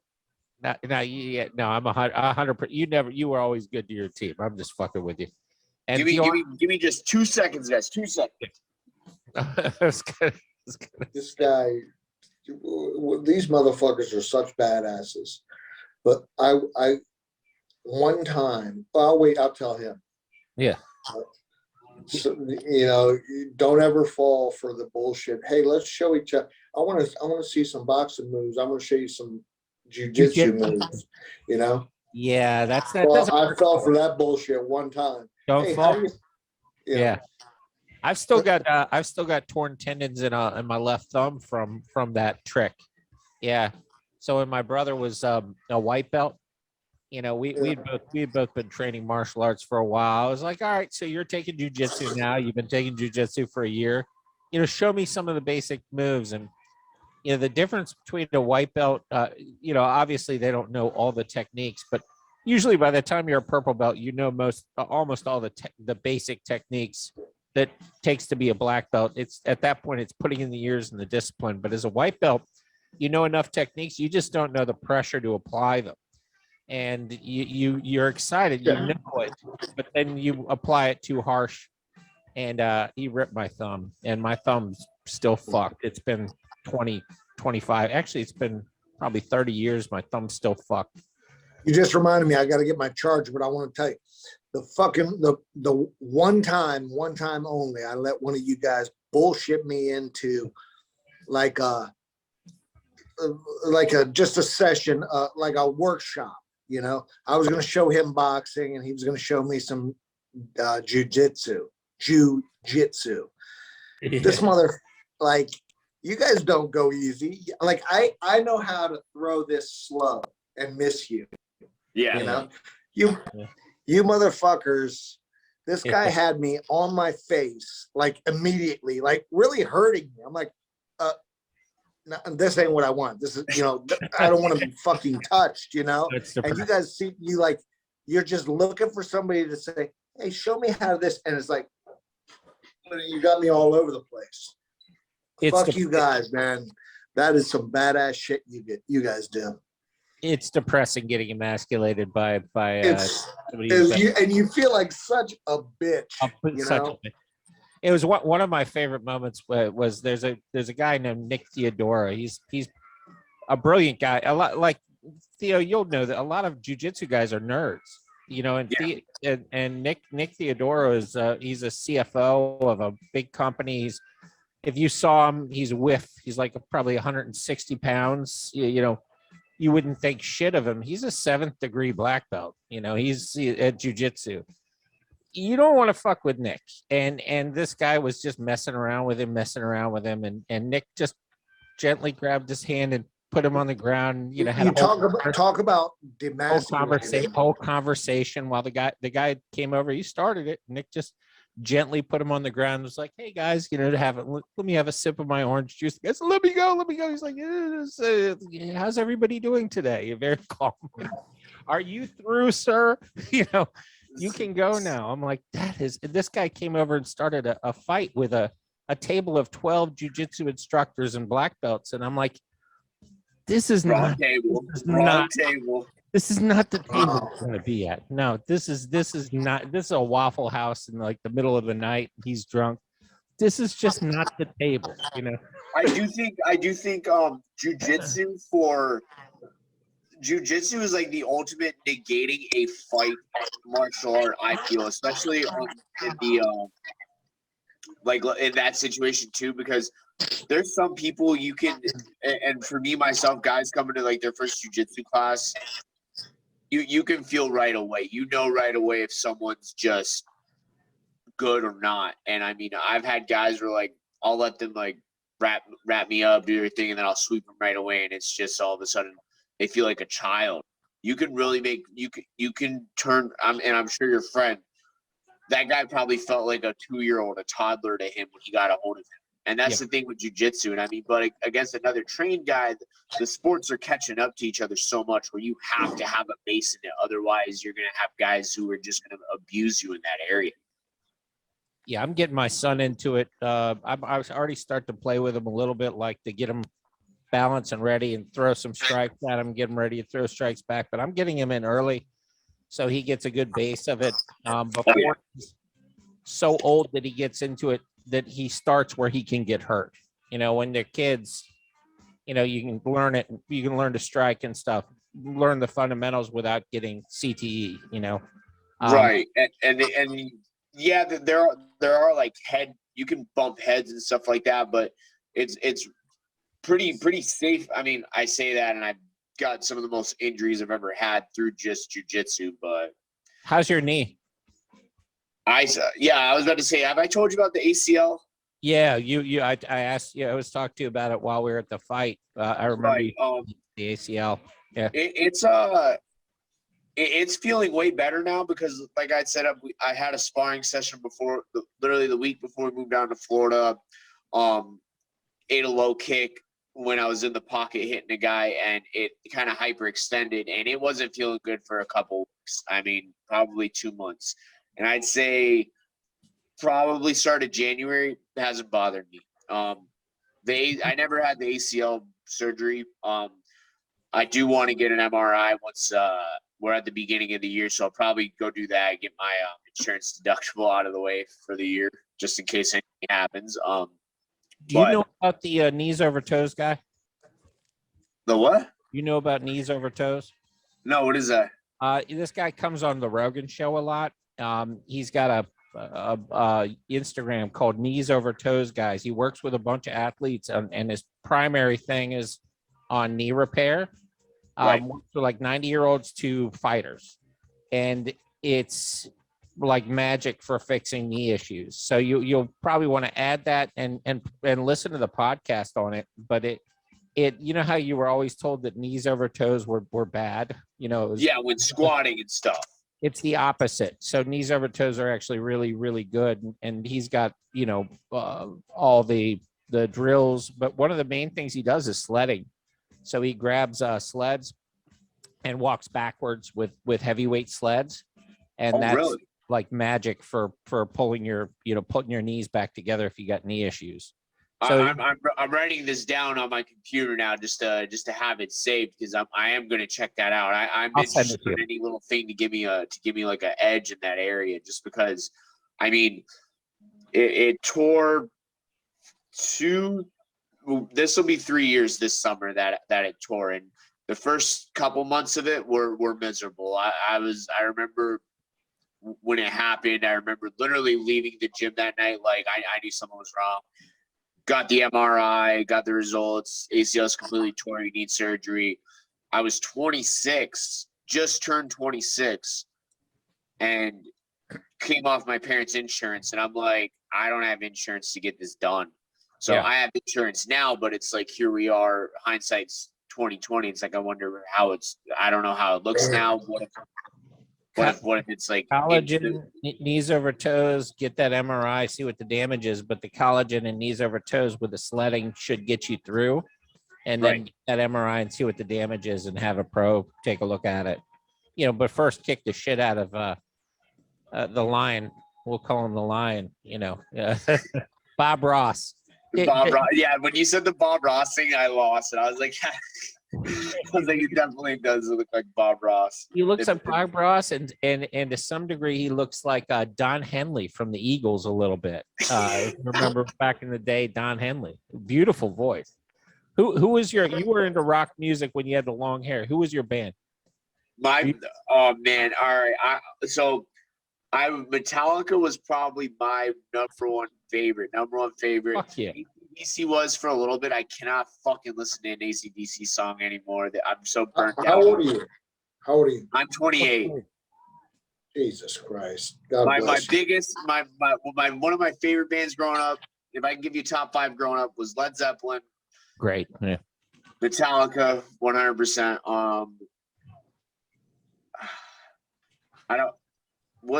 I didn't listen to enough Slayer. Slayer had like 5, 6 songs I like. Danzig? I wasn't too big on Danzig. My dad was huge on him. Motley Crue? Motley Crue, yes. Wild Side, fucking Buck. And I hear one playing in the background. I mean, I, these I guys was are a big such Eagles fan too. That'd be like my music to listen to when I'm just hanging out. Get. Do you smoke weed? Are you allowed to say that? You don't No, strike me. I Yeah. don't. I don't. Just for work purposes, if anything ever happened, if I like bumped into a fucking wall with the truck, they would instantly drug test me. You So actually don't strike me as a partier at all. Where we were at the thing, you weren't drinking, you weren't partying at all. You get no, your, I'm sure you remember my girlfriend screaming my fucking ear off was drunker than a skunk, but is she gonna be at the fight? Because she's got yes, it. and she's gonna be a little less intoxicated. If shit, I gotta send you the clip of my last fight of me walking out because man, she is. I told her I was like, Meg, listen, this fight, please, because I was like, there were points in that fight where it was kind of uneventful. I was like, I can understand if you were going crazy when I was ground and pounding the guy, but you were going ballistic when I was just sitting there giving him little uppercuts on the cage, and I could only fucking hear you out of the arena. I've told people to shut up from the ring. It's so fucking annoying. Yes. And listen, I'm not exaggerating the crowd. I think he had about 1,500 in the stadium that night, which was a big amateur crowd, fucking huge amateur crowd. Yeah. And I could only hear her screaming, "Let's go Thor!" And I'm like sitting there like another reason I wanted to get out of there. I was like, holy fuck, I gotta put an end to this. I can't fucking keep listening to it. There's nothing more motivating than having your girlfriend nag you from the crowd. You're like, Yeah, seriously. And you can see the video I have the angle of. If you go on my Instagram, the video that the angle where it got recorded at, you can see fucking 3 blonde girls running right cage side in my corner. There's fucking the cage, whatever the fuck they're called. The guys working the sides of the cage are telling them they got to get away. My girlfriend flips the guy off. She's like, fuck you, that's my boyfriend. I'm like, I've had a talk where I'm like, Meg, you can't be acting like that anymore. I was like, your boyfriend's the fighter in there. You can't be doing this shit that's going to make me look like a fucking asshole. Like, she's ready to step into the cage. You got to get her into cage fighting. She's ready to roll. She's done jujitsu. She likes it.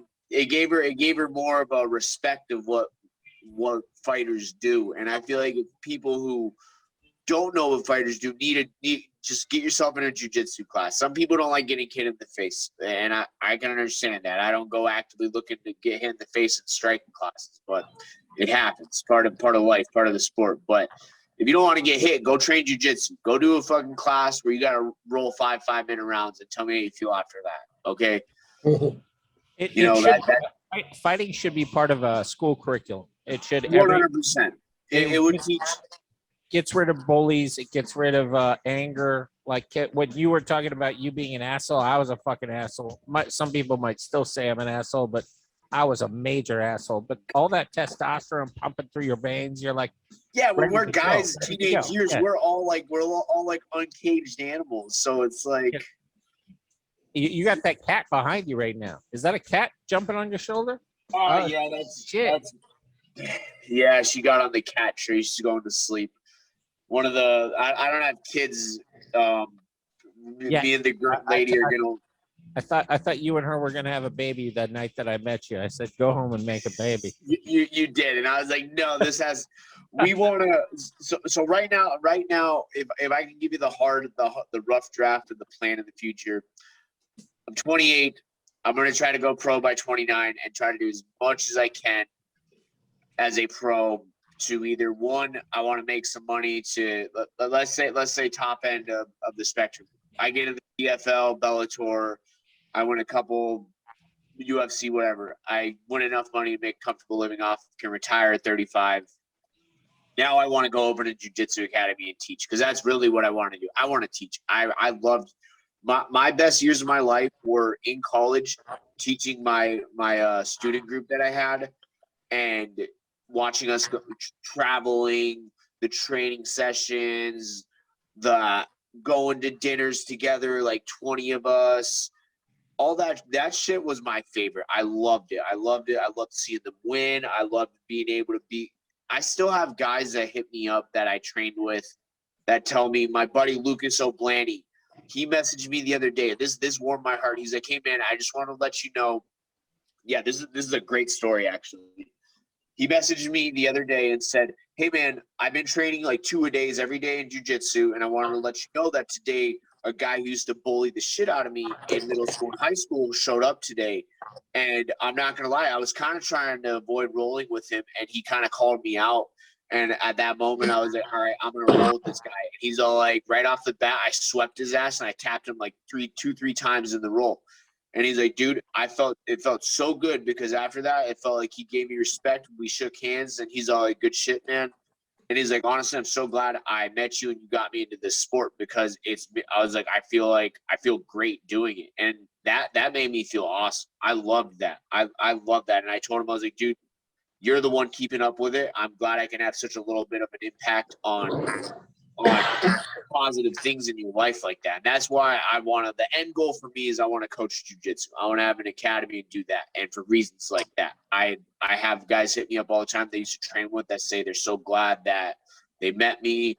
They're so glad they walked into that club team room. We're literally in the basement of a fucking college gymnasium with mats down, music blasting, no fucking AC, just a hot box room of sweat and middle staff infection, sweat, yes, yeah. Yep, and it was like I would have people show up for the club that wouldn't know what the hell was about to go on, and then they would see me teach. They'd stay for one class, and I knew if I had people coming back for 2-3 classes after their first one, I'd be like, they're staying, and it was just awesome. That's the end all goal for me. I want to teach jujitsu. I really do. That's and where are you living now? Or which part of Florida are you in? No, you're not in Florida. You're in South Florida. I'm in Florida. I live in Tampa. Okay, yeah, you're right near me then. Shit. Yeah. For some reason I thought you were South Carolina. You knew a bunch of those South Carolina fighters. You like worked in their gym, so I thought you were up there for some reason. No, I knew the fight community ends up being real small. Yeah. But yeah, no, I knew one of the guys teammates who fought, and I fought one of the guys who cornered a guy who fought that night. But I moved down here from New York in September, so I'm living down here now. But I am right in Tampa.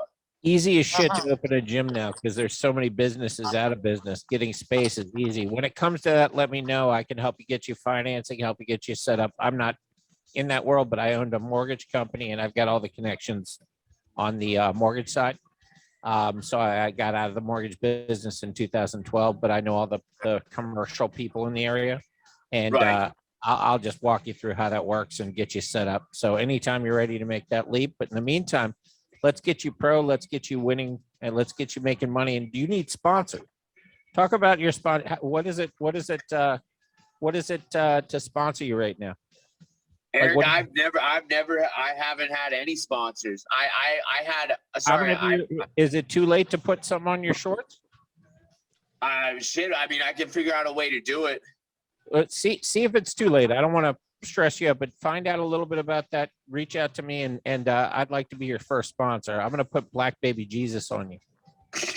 I would love if you could be my first sponsor, man. You're an awesome guy, and I appreciate that. That is awesome. Yeah, no, definitely. I appreciate you, brother. Thank you so much for coming on today. Hopefully this is not the last time. I had a blast, and nice meeting you, man. Good luck to you. You too, Jimmy. And it was good to get insight from a guy who's walked down the road and shit. So that's always good, man. I appreciate it. Thanks for listening. Of course, and yeah, I would love to be on anytime you guys want to have me. Post fight if you guys want to do something. Whenever. Absolutely. Let's plan it after a little celebration after you've gone out and had pizza. Send my love to your girlfriend. I'll see her at the fight. I'll hear her at the fight. I'll hear her. Yeah, I was about to say you'll hear her. You'll hear her. Tell her I said hi. And are your parents going to be there? My dad unfortunately will not be able to make the flight down, and neither will my mom. But they'll be buying the pay-per-view to watch me. Yeah, I'll send my best to them too. I was hoping to hear your mom. scream out, fuck him up in the corner. I'll see if I can send you that video of her. But is this gonna be posted anywhere, Eric? Yeah, it'll be everywhere. I'll send you. It'll be on SoundCloud, YouTube, Apple, Spotify, everywhere. So sick, perfect. So that way I can send it. My dad was looking for it. I was like, hey, because I told him I was like, the guy Eric Beans I met at Very Knuckle, he's having me on their podcast tonight, and he's like, fucking dude, let me know because I'll listen to it. So dude, this was great. This was fucking fantastic. I love you to pieces, brother. I really am a fan of you personally. I'm a fan of you professionally. I expect great things from you because I know what you're capable of. I've seen you too. I've seen you monster up on people. You're no fucking joke. That's why people are dropping that means out. a lot, man. Yeah, I can't wait to watch more abuse, but you abusing other people. And Theoren Thorn, that's his real fucking name. That's a seriously, that's a badass name. We're gonna hear a lot more from you in the future. We appreciate you, and you and I will connect obviously during all the fights. But I'll see you here up the street on 301, man. Looking forward to it. And thank you again. Thank you, Eric. Appreciate you giving me the time tonight. Appreciate you too, Jimmy. You guys have a great night, and I appreciate it. Amen. Take it easy, brother. All right, brother. Have a good one. Take care. Bye.